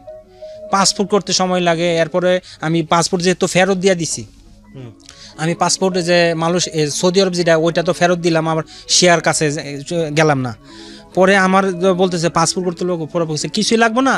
আমি একটা ঘটনা বলি, এক লোক এসে হঠাৎ করে আপনার মতো পাঞ্জাবি টুপি দাঁড়িয়ে আছে, বলতেছে যে উনি যাবে না, ওনার এই পাসপোর্টটা আমি 17,000 টাকা দিয়ে কিনছি। এই পাসপোর্টটা আমি অনেকেরই পিসি বিষয়ে পাঠাই, এদের অনেকের দাড়ি থাকে না, কিন্তু পাসপোর্টের মধ্যে যে দাড়ি আছে অনেকের তো দাড়ি ওলা লোক আসে না, এমন ধরনের একটা রিস্ক নিয়ে যে বিদেশে যাইব।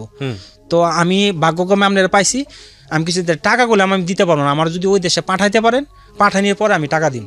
পরে কিছু ডান, আমি ঠিক আছে আপনারা আমি টাকা ছাড়াই মালয়েশিয়া পাঠাবো। পরে এই দিন ছিল কুরবানি ঈদের আগের দিন, আগের আমার কুরবানি ঈদের 2 দিন আগে। কত সাল? এটা ধরেন যে 10 বছর আগে। 10 বছর আগে, হ্যাঁ। পরে 10 বছর আগে যখন এটা কথা বললো, পরে আমি বলছি ঠিক আছে। পরে উনি আমার কয়েকটা বলছে যে আপনার যদি জিজ্ঞাসা করে আপনি কিরজা মানা মানে তুই কোথায় কাজ করো, তুমি বলবে যে কিরজা আমপাং। এরপর হচ্ছে যে আপা কিরজা ম্যানুফ্যাকচারিং, এমন ধরনের কয়েকটা জিনিস শিখাইছে। আমি ওই দেশে ইমিগ্রেশন ওইটা বলছি। যাই হোক, উনি আমার ফ্রি একবারে ওই পাসপোর্টটার যেভাবে ওনারও দাঁড়িয়ে ছিল, ওই পাসপোর্ট মানে বিক্রি করাওয়ালা লোকের আমারও মানে ছবি দাঁড়িয়ে ছিল, ওনারও টুপি ছিল, আমারও টুপি ছিল। তো ঈদের দিন আমি এত কান্নাকাটি করতেছি, আমার বাপ মারও দেখতে পারি না, আমার আত্মীয় স্বজন কেউ দেখতে পারি না। আমি যে পলাতক অবস্থায় এই যে আমাদের শহর থেকে আমার ওয়াইফে আমার বিদায় দিছে, আমি ঈদের দিন ঈদও করতে পারিনি। আমি ঈদের দিন আমার রওনা হয়েছে, আমি মালয়েশিয়া চলে গেছি। তো মালয়েশিয়া যাওয়ার পরে আমি কান্নাকাটি করতেছি, কি করব, তা আমার কোনো বাড়ি নাই, ঘর নাই, বাসা আমি কোনো জায়গায় নিতে পারি নাই।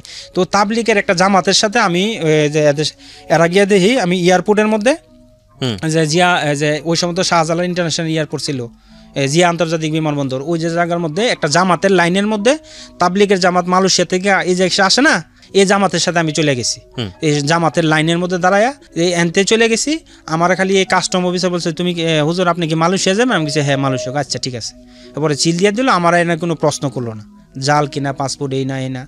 ওই দেশে যাওয়ার পরে ওই জামাতের সাথে আমি চলে গেলাম। আমার এই প্রশ্নগুলি করলো, তুমি কি কোথায় কাজ করো, তুমি কি কাজ করো, এই জিনিসগুলি আমার করার পরে আমার একটা চপ দিয়ে পাঠাই দিল। এই জামাতের লগে আমি বলছি তুই আমার হেল্প কর, আমরা এই যে মার্কাজে যাম। আমরাও মার্কাজে যাবো। পরে ওই তাবলিগের সাথে এরা ভালো ছিল, এদের সাথে আমি মার্কাজে চলে যাই, তাবলিগের মার্কাজ সিরিপাতালিংয়ে। তো আমার আমির সাহেব বলছে যে দেখো তুমি মালয়েশিয়া যদি যাও তাহলে তুমি ওই তাবলিগের মার্কাজের এরিয়ার বাইরে যাও না। আচ্ছা। তা আমি তাবলিগের মার্কাজের যেহেতু আপনার কাছে প্রপারলি ভিসাটা নাই, 2 নম্বর ভিসা, হ্যাঁ। তো উনি বলছে যে তুমি করো, এবং কইছে ওই তাবলিগের এরিয়ার ভিতরে থাকলে, তুমি তাবলিগের লোকদের কাজের সাথে থাকলে তোমার আরও পরিবর্তন হবে। তা যাই হোক, উনিও আমার অনেক হেল্প করছে, ওনার বিভিন্ন পরামর্শে আমি সৌদি আরব থেকে আইসা পড়লাম। পরে আমি ওই জায়গায় গেলাম, যাওয়ার পরে আমার কোনো ঘর নাই, এবং ওই দেশে পুলিশে খুব নির্যাতন করে, যে মানুষ ধইরা পাঠায়, জেলে পাঠায়, বিভিন্ন মানে ধরা ছাওয়া, ওই সময় ধরার খুব ছিল। তো আমি মসজিদে গিয়া মানে আত্মগোপন করছি মসজিদে। তো মসজিদে থাকতাম, কিন্তু আমি কয় টাকা নিয়ে আসলেন ওই সময়টাতে আপনি বাংলাদেশ থেকে? বাংলাদেশ থেকে আমার কাছে মনে হয় যে 150 না 200 রিয়াল ছিল। আচ্ছা, তো আপনি তো গাড়িটি বিক্রি করলেন, ওই সময় তো আপনার কাছে টাকা থাকার কথা। টাকাটা আমি নিয়ে যাই না, ওই যে আমাদের আমির সাহেব ছিল, ওনার কাছে আমানত রাখা যায়, যে আমি যদি যাইতে পারি, কোনো কারণে বিপদ হলে আমার সংসার যাতে কোনোভাবে চলে। জি, আমার ওই টাকাটা আমি ওনার কাছে বলে যাই যে যদি আমি তো ওনার কাছে ওয়াদা দিছি যে রাঙ্গামাটি আমাদের শহরের এক স্টেট, ওই জায়গা থেকে যদি কোনো লোক আসে তো আপনি এই টাকাটা দিয়ে দিবেন। তো ওনাদের কাছে আমি 1,90,000 টাকা আমার যাওয়ার পরে দেওয়ার ওয়াদা। তো আমি 60,000 টাকা দিয়া যায়, যেহেতু উনি বলছে যে পাঠাই দিব, তা আমি বিশ্বাস করে ওই দালালে 60,000 টাকা দিই, আর 40,000 টাকা ওনার কাছে রাখা যায়। ওনার কাছে আর একটু বাড়ায় রাখছিলাম, ওইটা আমানত হিসাবে। পরে চলে যায়, পরে উনি যাওয়ার পরে ওই টাকাটা 40,000 টাকা ওনার ব্যাগ দিয়ে দেয়। তো বাকি কিছু টাকা ছিল, তা আমার কাছে আমি ধরেন যাওয়ার অবস্থায় মনে 200 না 250 রিঙ্গিট ছিল, মালয়েশিয়ান টাকা। তো আমি নিয়ে ওই জায়গায় যাওয়ার পরে যে এতদিন ছিলাম, আমি টুকটাক খাইয়া আমি শেষ করে ফেলাই। তো মসজিদে আমি যারা রিফিউজি ছিল এদের মতো আমি থাকতাম ওই মসজিদে। তো পরে হঠাৎ করে এক লোক আমাদের এলাকাতে, আমাদের দেশ থেকে তো অনেকে মাদ্রাসার কালেকশনের নামে যায়, যে মাদ্রাসা ইতিম এর জন্য, এরা আমার দিল, যেমন এরাও মসজিদে গিয়ে রাত্রে থাকে, আমরাও থাকি, এবং এই যে রোহিঙ্গা আছে না যারা এই যে মায়ানমারের, এই ধরনের রিফিউজিরও মসজিদে থাকে মার্কাজে। তো রাত্রে আমার এই যে এক লোক বলতেছে, দেখো তোমার যেহেতু টাকা নাই, চলার টাকা নাই, তুমি এই জায়গায় একটা লোক মানে অনেকে খুঁজলে টাকা দেয়, তুমি এর কাছে খুঁজো। তখন আমি এর কাছে খুঁজলাম, পরে সে আমারে, ওই সময় আমার কাছে টাকা নাই, আমি টাকা সব শেষ করে দিয়েছি ওই এতদিন চইলা, ব্যালেন্স যে টাকাটা ছিল শেষ করে ফেলাইছি। পরে ওই 60টা টাকা সে আমারে সদগা দিছে। সদগা বলতে গেলে সে দিছে, নাও তুমি এটা খরচ করো। আমি বলছি যে ওই মালয়েশিয়ান লোক যে ভাই আমি অনেক কষ্টে আছি, আমার খাওয়ার টাকা না, আমার দয়া করে কিছু টাকা দেন। পরে সে আমারে 60টা টাকা আমারে দিল, মালয়েশিয়া টাকায় 60 টাকা। 60 টাকা। তো ফাঁকি দিয়া এর আগেও আমার একটা ইয়া ছিল, আমি ধরেন ওই মাদ্রাসা, আমি বলছি যে তো একটা মাদ্রাসা হইতেছে ওই মার্কাজের এরিয়ার ভিতরে, আমি দেখি বিল্ডিংয়ের কাজ নিয়ে করা যায়, আমি বিল্ডিংয়ের কাজ করতেছি। তো বিল্ডিংয়ের কাজ করে সেটা আমার যে পাওয়ার মধ্যে এই যে লোহা তার কাটা আছে না, তার কাটা বিনতে 6টা তার কাটায়, এরপরে আমার একবার ইনফেকশন হয়ে যায়। তখনও তো বাড়িতে টাকা পাঠাননি? না, পাঠাই নাই। তো ওই সময় ধরেন যে আমি যে কিভাবে গেলাম, ওই মহিলাটা যে মহিলাটা আমাদের ওই মন্ত্রীর পিএস ছিল, এখন সে আমাদের উপজেলার চেয়ারম্যান, ওই চেয়ারম্যানের সে গার্লফ্রেন্ড ছিল। পরে ওই মহিলাটা এদের সাথে মিলে গেছে, আর এরা খুঁজতেছে আমাদের ওই যে লোকগুলি ছিল যারা বলতেছে এটা একটা চক্র, এদেরকে ধরো। হ্যাঁ, আদম ব্যবসার ওই লোকগুলি, ওই যে ব্রাহ্মণবাড়িয়ার যে আওয়ামী লীগের লোক ছিল, এরা আমাদের ডিস্ট্রিক্টের আওয়ামী লীগের লোকের সাথে মিলে আমার খুঁজতেছে। ফাঁকে তা ওই মহিলারা, একটা মহিলা ছিল, ওই মহিলার নাম ছিল শান্তি। সে আমাদের, আমি যে সৌদি আরবে কষ্ট করে কিছু টাকা নিছি, আমার ছোট ভাই ছিল দুবাই, এই টাকাটা মিললে একটা রাস্তার পাশে একটা জমিন নিছি। ওই জমিনটা মহিলা বলতেছে এই জমিনটা মানে তার বাসরের কাছ থেকে নিছি, কিন্তু ওই মহিলা আমাদের নামে বিভিন্ন কেস লাগাইতেছে। এই এদের সাথে ভর করে, এদের সাথে মিলা আমাদের মানে ডাকাতির মামলা, চুরির মামলা এবং নারী নির্যাতন, তার জামা সিরা, এগুলি কেস দিতেছে। তা আমি ওই দেশে গিয়া আমি তো ধরেন খুব কষ্ট করতেছি, বাড়িতে কেস করতেছে, আমার আম্মা এরা হাজিরা দিতেছে, আমার আব্বাও কুড়ে যাইতেছে, অনেক কষ্ট আমাদের। তা আমি কান্নাকাটি দিচ্ছি, আমাদের কেউ হেল্প করে না। পরে আমি ওই জায়গা থেকে যাই ইয়া করি, তো আমার যখন হাত পাওয়া যখন ইনফেকশন হইলো, ওই বিল্ডিংয়ের কাজ করে, আমি তো এইগুলি জীবনে অভ্যস্ত না, আমি কনস্ট্রাকশনের কাজ দেওয়ার করি না, বিল্ডিংয়ের কাজ। পরে আমার বাবার ইনফেকশন হওয়ার পরে এই যে 60টা টাকা নিলাম, পরে আমি নিয়ে সেরা যে আমাদের পাইকারি একটা জায়গা ছিল ওই যে ইয়াতে মালয়েশিয়াতে, ওই জায়গা থেকে প্রত্যেকটা আতরের থেকে একটা আইটেম নিলাম। যেমন ধরেন আল রিহাবের যেমন আছে লাভলি থেকে একটা স্যাম্পল, এরপরে রেড রোজ থেকে একটা স্যাম্পল, আতরের বিভিন্ন বক্সে থেকে একটা স্যাম্পল নিয়ে আমি ধরেন যে 60 টাকার মতো একটা স্যাম্পল নিলামই বেশ কিছু। এবং ওই লোকের বললাম যে ওই লোকটা ছিল নারায়ণগঞ্জে, উনি একটা পাকিস্তানের আন্ডারে কাজ করে, ওনার একটা আতরের বড় দোকান ছিল। আমি বলছি ভাই আপনি আমার ভাই, এই দোকানটা আপনার দায়িত্ব আছে, আমি এই প্রোডাক্টটা আমার বইলে আমি সেল করবো, আপনার কোনো আপত্তি আছে না? আপনি যেহেতু আমার ভাই, আপনি আমার ভাই ডাকছেন, এই প্রোডাক্টটা আমার মানে আপনি এটা আমনের বলে আপনি বিক্রি করতে পারেন। পরে রাস্তার সাথে যে জমিটা আমি সৌদি আরব থেকে কিনছি, ওই মহিলা আমাদের উপরে হয়রানিমূলক অনেক কেস দিল, দেওয়ার কারণে আমি বাধ্য হয়ে ওই জায়গায় গেছি। পরে আমি তো আমার উপরে কেস 4-5টা, আমার আব্বার উপরে এইভাবে মিলে অনেক কেস। লাস্টে ধরেন আমি মালয়েশিয়া চলে যাই। যাওয়ার আগে আমি যখন একদিন আমার থানাতে গেছি, থানাতে যাওয়ার পর আমি বলছি স্যার আমার বড় চাচা মারা গেছে, আমাদের বাড়িতে একটা ইসলামিক অনুষ্ঠান, আপনারা নিতে আসছে, আপনি যাইবেন। পরে বলতেছে যে বাবা তোমার নামে ওয়ারেন্ট আছে, তুমি এখনই বাইরে হয়ে যাও থানা থেকে, মানে ওসি বলতেছে। পরে আমি যাওয়ার পরে ওই মহিলা আবার মানে বলতেছে যে আপনারা আসামি, আপনার এলাকা থানাতে থাকাকালীন আপনি আসামি বলছেন বাইরে যাওয়ার জন্য, আপনার উপর আমি অ্যাকশন নিব। পরে সঙ্গে সঙ্গে আমাদের ওই জেলা থেকে পুলিশ সুপার যায় ওই থানাতে। যাওয়ার পরে আমার ওই ওসি আবার ফোন দেয়, বাবা তোমারে আমি কি অনেক ভালোবাসি, যেহেতু আমার উপরে চাকরির তুমি আসো থানাতে। তা থানাতে যাওয়ার পরে ওই যে পুলিশ সুপারে বলতেছে দেখেন স্যার এই লোকটা আসলে সৎ, এবং ওই মহিলাটা এদের উপরে অযথা হয়রানিমূলক অনেক মামলা দিছে, এবং এর আগে অনেক লোকের অনেক মামলা দিয়ে তাদেরকে হয়রানি করতেছে। তো দেখেন যদি সে অসৎ হইতো, তা সে একজন আসামি, আমি বললে তো সে থানাতে আসতো না। পরে বলতেছে যে বাবা প্রত্যেক ভালো মানুষের জীবনে কিছু কষ্ট আসে, যেহেতু এটা তোমার উপর হয়রান হয়েছে, তুমি চলে যাও। পরে যে এই স্যার বলতেছে যে আমি তোমার জামিনের ব্যবস্থা করে দিব। তো যাওয়ার পরে আমাদের যখন থানা থেকে আমার ইয়াতে নিয়ে যায়, ওই জেলাতে পুলিশরা নিয়ে যাক, ও এর হাতে কোনো হ্যান্ডকাপ লাগাবে না, এর এইভাবে নিয়ে যাও। যেহেতু আমি তারে বলার কারণে সে আসামি হিসাবে আইসা পড়ছে। পরে যাওয়ার পরে দেখলাম কোর্ট বন্ধ। তো এদিন আমি ওই থানা জেলে ঢুকাইলো আমারে। তো একদিন থাকার পরে এর পরের দিন আমার জামিন হয়ে যায়। আচ্ছা, তো পরে যাই হোক, আমার আব্বা বলতেছে বাবা যে দেশে তো অনেক ঝামেলা, যেহেতু অযথা হয়রানিমূলক অনেক কেস আমাদের ফ্যামিলির উপরে লাগাইতেছে, ওই মহিলাটার উদ্দেশ্য সে জমিটা কিভাবে নিয়ে যায় আমাদের এই রাস্তার জমিনটা। পরে আমি আবার বিদেশে ওই যে আমার গাড়ির ঝামেলা করলো, আমার এই দেশে থাকতে দিল না, এই যে আমি গাড়ি বিক্রি করলাম, দোকান দিয়ে দিলাম, পরে আমি যে স্বপ্নে যে আমার পাসপোর্টটা দিল, পরে আমি দেশে চলে গেলাম। ওই জায়গায় যাওয়ার পর আমি অনেক স্ট্রাগল করলাম। প্রথম তো আমি খাইতে পারি না 6 মাস, একবেলা খাইলে আরেকবেলা উপাস থাকতে হইতো আমার। আচ্ছা, এই কষ্ট। পরে আল্লাহর কাছে অনেকে নামাজ পড়ে কান্নাকাটি করে, আমিও রাত্রে তাহাজ্জুদ পড়ে আল্লাহর কাছে দোয়া করে, আল্লাহ আমার একটা ব্যবস্থা করে দেন। আচ্ছা। তো যাই হোক, মানে আমার ভাগ্যের অনেক, ওই যে আপনি যে বললেন না যে আতর রেখে গেলেন একটা জায়গায়, মিক্স আপ আতর যে আপনি বিক্রি করেন। জি জি, এটার আগের ধাপটা। এরপরে আমি একটা অনেক ক্ষুধার জ্বালায় আমি খাইতে পারি নাই, আমার মুখে দুর্গন্ধ, মানে অনাহারে অনেক কষ্ট। তো আমি কি করলাম, যে আল্লাহর কাছে দোয়া করলাম। পরে আমার এক বন্ধু, যারা মসজিদে অনেকে কাজ নাই মসজিদে থাকে, এরা বলতেছে যে এখানে এই মসজিদ মাদ্রাসার আন্ডারে একটা মাদ্রাসা করতেছে, তুমি এটার মধ্যে বিল্ডিং এর কাজ করো। তা আমার অভ্যস্ত ছিল না, বিল্ডিং এর কাজ করতে গিয়া আমার দেখা গেছে 6টা তার কাটা বিনছে আমার 2 পায়ের মধ্যে। তো এই তার কাটার, তো এই পুরানা তার কাটা ছিল, ইনফেকশন হয়ে গেছে। পরে বাড়িতে কান্নাকাটি করার পরে কইছো তুমি তাড়াতাড়ি ইনফেকশনের ইঞ্জেকশন নাও, আর বাকি তুমি এই কাজ ছাইড়া দাও। তো সাইডে দিয়ে আবার কান্নাকাটি করলাম। পরে এক লোক আমারে হাওলাত দিল, যে আমি অনেক লোকের বলতেছে যাদের কাজ নাই, যে তুমি এই লোকটা অনেক দানবীর, তুমি দেখো তার কাছে কিছু বললে সে তোমার হেল্প করবে। পরে মালয়েশিয়ান লোক, আমি বলছি দেখেন আমার উপরে হেল্প করেন, আমার তো খাবার টাকা নাই, আমার কিছু হেল্প করেন। পরে সে আমার 60টা রিঙ্গিট দিল মালয়েশিয়ান টাকায়। আচ্ছা, বাংলা টাকায় 1200 টাকার মতো। ওকে। পরে এটা থেকে মিলাইয়া আমি পরে ঘুরলাম, রাত্রে যে তাহাজ্জুদ পড়লাম, হঠাৎ করে আমার দিলের মধ্যে আল্লাহ তাআলা বলতেছে দেখো তুমি এই ব্যবসাটা করো। তা আমি আতরের দিকে আমার ঝোঁক চলে গেল। তা আতরের ব্যবসা করা অবস্থায় আমি ধরেন আমার তো এত টাকা নাই যে আমি এত পুঁজি পাবো কিভাবে।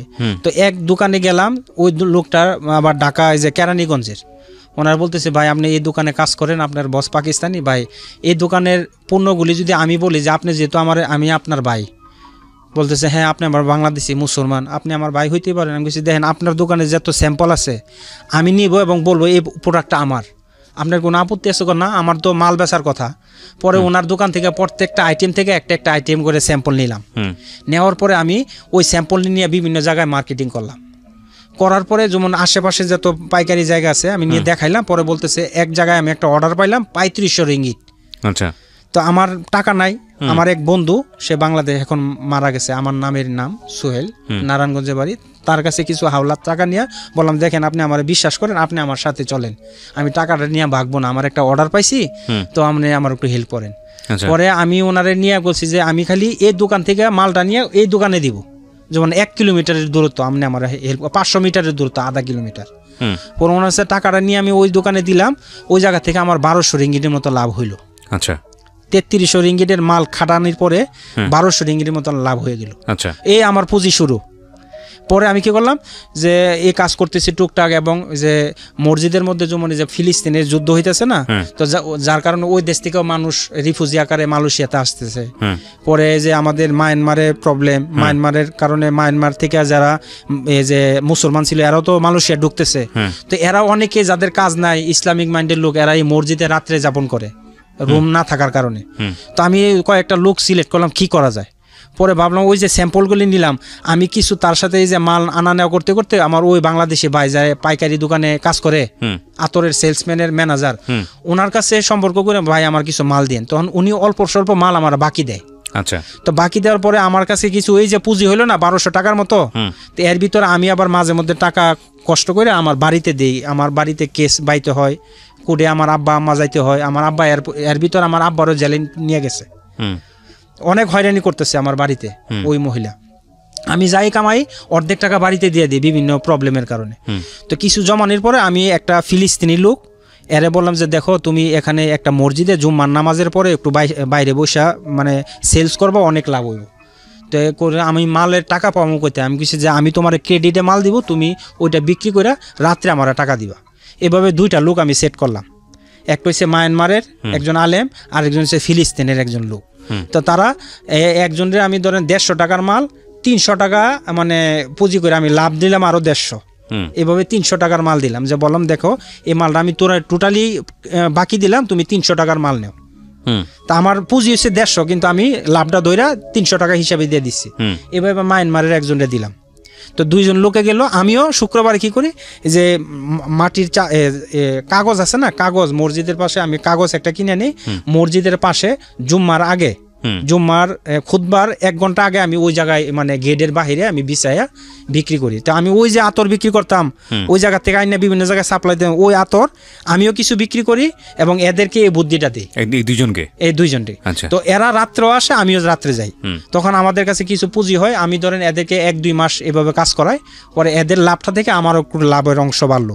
পরে আমি কি করি, প্রত্যেক শুক্রবারে আমি ওই জায়গায় বিক্রি করি, ওই যে জুম্মার আগে, তখন 500-600 রিঙ্গিট পার ডে আমি বিক্রি করতে পারতাম। আচ্ছা, পরে আস্তে আস্তে আমার টাকা বাড়তে থাকে। হঠাৎ কইরা একদিন আমার এক বন্ধু বলতেছে, দেখো তোমার তো ঘর নাই, রুম নাই, তুমি যেহেতু তোমার অনেক মাল, এগুলি রাখবা কিভাবে? তো ফাঁকে একদিন আমি ধরেন যে এই যে মাল কিনছি, তো আমার কাছে তোমার একটা সিকিউরিটি কাজ আছে, যেমন তুমি একটা ক্লিনিক 24 ঘন্টা খোলা থাকে, এই ক্লিনিকের দারোয়ানের কাজ নাও। পরে আমি দারোয়ানের কাজ ওই লোকের সহযোগিতায় নিলাম, ওইটার বেতন ছিল 800 রিঙ্গিট মালয়েশিয়ান টাকায়। আচ্ছা, পরে আমার কই যাই হোক, আমার তো থাকার একটা জায়গা হয়েছে, তো ওইটার মধ্যে একটা রুম ছিল, ওইটার মধ্যে আমি আমার পোশাক চেঞ্জ করার মতো জায়গা, তো ওইটার ফাঁকি দিয়ে আমি একটা আমার ব্যাগ রাখা দিছি ভিতরে। তো আমি কি করতাম, এই যে রাত্রে ওই সিকিউরিটি কাজ করতাম, দিনের বেলা এই যে সপ্তাহে 6 দিন বিভিন্ন জায়গায় মার্কেট করতাম, বিভিন্ন ইসলামিক দোকানে আমার ওই স্যাম্পলটা দিতাম। আচ্ছা, এরপরে অর্ডার হইলে ওই অর্ডার অনুযায়ী ওই পাইকারি দোকান থেকে মাল আনিয়ে এদেরকে দিতাম। বিভিন্ন যেমন তসবি, চাইনা আইটেম যা আছে ওই জায়গা থেকে, ওই পাইকারি জায়গা থেকে নিয়ে বিভিন্ন ইসলামিক মানে আউট স্টেশনের যে দোকানগুলি এদেরকে দিতাম, দিয়ে আস্তে আস্তে টাকা হইতেছে। আর রাত্রে আমি ওই সিকিউরিটির কাজ করি, কারণ সে দিনের বেলা আমার রুম নাই, আমি কোথায় থাকবো? তো ওইটার মধ্যে রাত্রে গিয়ে সেটা গোসল করি, জামাটা চেঞ্জ করি, ধুইয়া ওই জায়গায় করি, যেমন এটা আমার একটা ছোট রুমের মতো, কিন্তু আমি ওই জায়গায় রাত্রে সিকিউরিটি কাজ করি। ফাঁকি দিয়ে আমার এক লোকে বলতেছে, ভাই তুমি তো এই সিকিউরিটি কাজটা করো, কিন্তু একটা কাজ আছে, তুমি ট্যুরিস্ট ঘুরাইবা। যে বাংলাদেশে অনেক ভিআইপি লোক, যেমন মন্ডল গ্রুপ অফ কোম্পানি, ওনার 40,000 লোক ছিল আরো 3 বছর আগে শুনছি। তো ওনারা কয়েকজন শিল্পপতি ওই জায়গায় সেকেন্ড হোম করছে। তো ওনারা বলতেছে যে ওনারা একটা বিশ্বস্ত লোকের দরকার যারা ড্রাইভিং করে ঘুরাইবো। তো তুমি তো ড্রাইভিং ভালো পারো, তুমি এই কাজটা করো। তো মাঝে মধ্যে করতাম, দিনের বেলা এদেরকে ঘুরাইতাম, আর যেদিন এর কাজটা না থাকতো আমার পার ডে আর 200 রিঙ্গিট দিত। তো ওইটা করতাম। এরপরে ফাঁকে যেদিন এদের কাজ নাই, এদিন আমি সাপ্লাই করতাম, আর রাত্রে সিকিউরিটির কাজ করতাম। এবং রাত্রে মাঝে মধ্যে যে ক্লিনিকের যারা নার্স ছিল এরা খুব ভালো আমার ভালোবাসতো, কইছে যে না ওই যে কিছু খাবার নিয়ে আসো, এইগুলি আমি হারে একরাম করতাম। তো হঠাৎ করে আমাদের ইজতেমার তাবলিগের ইজতেমা ওই দেশে মানে আছে, ওই দেশে আবার তাবলিগের ভালো একটা মানে ঘাঁটি। তো ওই দেশে একটা ইসলামিক তাবলিগের ইজতেমা শুরু হইলো বিভিন্ন জায়গায়, বিভিন্ন ডিস্ট্রিক্টে। তো ওইটার মধ্যে যে আমি যে টাকা টোকাগুলি গুছাইলাম, কিছু মাল ইয়ে করলাম এবং বিভিন্ন জায়গায় সাপ্লাই দিলাম। তো সাপ্লাইরা আমাদের কিছু মাল দিল আমারে। আচ্ছা, তো ফাঁকে আমি এই মাল নিয়ে এই যে বিভিন্ন মালয়েশিয়ার বিভিন্ন ডিস্ট্রিক্টে আমি ঘুরলাম। ঘোরার পরে আমার কাছে প্রায় 1,60,000 রিঙ্গিট হয়ে গেল। এই যে বিভিন্ন স্ট্রাগল করতে করতে যে টাকা জমাইলাম, রাত্রে সিকিউরিটি কাজ, দিনের বেলা মার্কেটিং, এবং 1,60,000 টাকা মানে হচ্ছে ওই রিঙ্গিট মানে হচ্ছে বাংলাদেশি টাকায় কত টাকা? ধরেন যে 1 লাখ রিঙ্গিটে যে 20 লাখ 21 লাখ টাকা, আর ধরেন যে 60,000 রিঙ্গিটে ধরেন যে আরো 11-12 লাখ টাকা। মানে যে লোকটা পথের ফকির 60 রুপি বা 60 রিঙ্গিত নিয়ে হলো সে মানুষের কাছ থেকে নিল হাত পেতে, সে ওই দিন কত 1 বছর বা 2 বছরের মধ্যে 2 বছরের মধ্যে সে বাংলাদেশি টাকায় প্রায় 21 লক্ষ টাকার মালিক। 21 লক্ষ টাকার মধ্যে অনেকে আমারে যখন দেখছে যে সে ভালো মার্কেটিং ভালো পারে, কিছু টাকা বাকি দিছে যে আমি ইজতেমা ঘুরে আসে তাদের টাকাটা দিব, আমি কিছু টাকা এদের বাকি ছিল এদের দিয়ে দিলাম। তো আমার কাছে ধরেন যে এবার এসে 1 লক্ষ টাকার মতো ইমন ধরনের হয়ে গেল।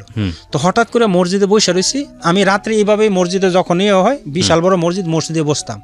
এক তাবলিগের সাথে ইন্ডিয়ান লোক বলতেছে যে বাবা তুমি কি করো? আমি বলছি যে আমার কিছু কাজ নাই, মাঝে মধ্যে এইগুলি করি। তোমার বিবাহ করছো? আমি বলছি হ্যাঁ করছি। তোমার ওয়াইফ কোথায়? আমি বলছি বাংলাদেশে।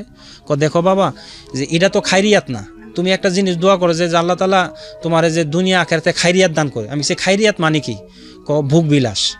তুমি বিবাহ করলা, তোমার ওয়াইফ ওই দেশে, তুমি এই দেশে, তাহলে তো তারে ভোগ করলা না, এবং তোমার সন্তান আছে তাদেরকে আদর করতে পারলো না, তাদেরকে ভালো মানুষ করতে পারলো না, এটা তো তোমার মানে খাইরিয়াত না। তুমি টাকা কামাইলা, ভালো করে খাইতে পারলাম না, এটা তো তোমার খাইরিয়াত না। চিন্তা করে দেখলাম ঠিক হইতো। তো আমি কিছু আল্লাহ তুমি আমার ওয়াইফরে মানে ব্যবস্থা করে দে, সে যেন আসতে পারে। পরে কিছুদিনের মাথায় এই যে কেস চলতেছে, আমি টাকা বাংলাদেশে দিতেছি, এরা কেস বাইতেছে। ফাঁকি দিয়ে ওই মহিলারে আমার আব্বারে বলতেছে বাবা আল্লাহ তাআলা যদি আমাদেরকে টাকা দেয় অবশ্যই দিতে পারবে, আপনি ওই জমিনটা ছাইড়া দেন। আর মহিলারা বলতেছে আপনার উদ্দেশ্য কি? আমার এই জমিনটা দিয়ে দিলে তোমাদের কেসগুলি আমি উঠাই নিব। এর ভিতরে মহিলারা অনেক মাইট দিছে। আমার বড় ভাই ছোটো ভাই ছিল দুবাই, আইসা মাইট দিল। পরে মানে মারের অনেক ঝামেলা হয়েছে, তো যাই হোক ভোগ শব্দটা ফেলে দিতে হবে, এডিট পার্ট ক্লোজ। হ্যাঁ, বলে যান। তারপর এরপরে ধরেন যে আমি আমার ওয়াইফরে নিয়ে গেলাম, সেও আমার অনেক হেল্প করলো মালয়েশিয়াতে। সে বাসায় রইলো, কিন্তু অনেক সময় সে আমারে বলতেছে আজকে শুক্রবার, কিন্তু ওই দিন বৃহস্পতিবার। আমি তাড়াতাড়ি যে রাত্রে সিকিউরিটি কাজ করছি, হঠাৎ করে উঠে আমি কি বলো গিয়ে সেরে দেখি যে আজকে এও বলতে পারবো না যে আজকে শুক্রবার না বৃহস্পতিবার। ফানও মাঝে মধ্যে করে, মাঝে মধ্যে মানে রিয়েল বলে। তখন গিয়ে সে যে আজকে তো শুক্রবার না, তুমি আমার বললা দেখো আমারও ভুলে গেছি গা। তো আমি রাত্রে দিনে কাজ করতে করতে অনেক টাকা হয়ে যায়। তখন এই যে সেও প্রায় 3-4 বছরের উপরে, আমার বড় মেয়ে সহ চলে যায়। তো বড় মেয়ের বয়স যখন 5 বছরের উপরে, আমি বলছি দেখো যে এই দেশের লেখাপড়ার স্টাইলটা ভালো না, আমি যেহেতু ইসলামিক মানুষ, আমার মেয়ের মাদ্রাসা পড়ামো, আমার শালি যেহেতু যে মাদানীনগর মাদ্রাসার শিক্ষিকা, তুমি এরে পাঠাই দাও, সে তার সাথে মানে লেখাপড়া করুক। পরে আমার বড় মেয়ের আমি নিয়ে আসলাম বাংলাদেশে। তো ওই যে অবৈধভাবে গেলাম, ভিজিটের পরে আবার লিগেল হইলাম, ওইগুলি তো হইলই। পরে মেয়েটারে নিয়ে আসলাম, আসা সে তার খালার সাথে পড়তেছে। ঘটনাক্রমে তার খালার বিবাহ হয়ে গেল, সে একা পড়ে রইল। তখন আমার ওয়াইফের ওই মালয়েশিয়াতে বয়স হয়েছে 6 বছর। সে গৃহিণী, সে কোনো বাইরে কোনো কাজ করে না। সে আমারে মাঝে মধ্যে ধরেন সামান গোছাই দিত, শুক্রবারে যাওয়ার সময় ব্যাগগুলি যে আগাই দিত, এগুলি আপনি শুধু আতর টুপি এগুলি বিক্রি করতেছি। তো পরে আমার ওয়াইফকে বললাম যে দেখো তুমি দেশে চলে গেলে ভালো হবে, যেহেতু আমার শালি এখন নাই, যে তোমার ছোট বোন আমার বাচ্চা দেখার জন্য। জি। পরে সে প্রায় স্বপ্নে দেখতো যে আমি বিবাহ করে ফেলাইছি। পরে দেখো আমার তো কষ্ট লাগে, তুমি বিবাহ করে ফেলাইবা, আমি স্বপ্নে দেখছি নতুন একটা বউ তোমার সাথে। ওই সময় আমার খেয়াল ছিল না বিবাহর জিনিসগুলি। পরে আমি কিছু কি বলো এগুলি, তো আমার প্রায় সময় সন্দেহ করতো, কিন্তু আমি শুধু টাকার পিছনে দৌড়াইতাম, আমার ওইগুলি কোনো ছিল না। তো টাকার পিছনে দৌড়তে গিয়ে অনেক মানে দোকান, ওই দেশে যত ব্যবসা বাণিজ্য আছে ম্যাক্সিমামই মেয়েরা কন্ট্রোল করে। তো আমার কাস্টমার মেয়েরা ছিল, কিন্তু এইগুলি সে মাইন্ড করতো। আসলে আমার ওইগুলি কোনো সেন্সের ভিতরে ছিল না। তো মাঝে মধ্যে আরেকদিন আমার স্বপ্নের কথা বলতেছে, দেখো আমি তো দেখতেছি তুমি বিবাহ করে ফেলাইছ। পরে ভিতরে লাগলো খিরে, তখন যে আমার কিছুটা এই দিকে আমি একটু ঝুঁকলাম। পরে যাই হোক আমি চলতেছি, হঠাৎ করে তারে আমি এই যে বলছি যে দেখো আমার মেয়ে একা, সে হোস্টেলে থেকে পড়লে খারাপ হয়ে যাব, তুমি দেশে চলে যাও। পরে এর কারণে নরসন্দী জায়গা কিনলাম শহরে, আল্লাহ তৌফিক দিল। পরে আমার গ্রামে করলাম, বলতেছে না আমি তোমার বাড়িতে থাকবো না, নরসন্দী শহরে থাকবো না, তুমি যদি আমার দেশে পাঠাও তাহলে আমার ঢাকা বাড়ি করে দাও।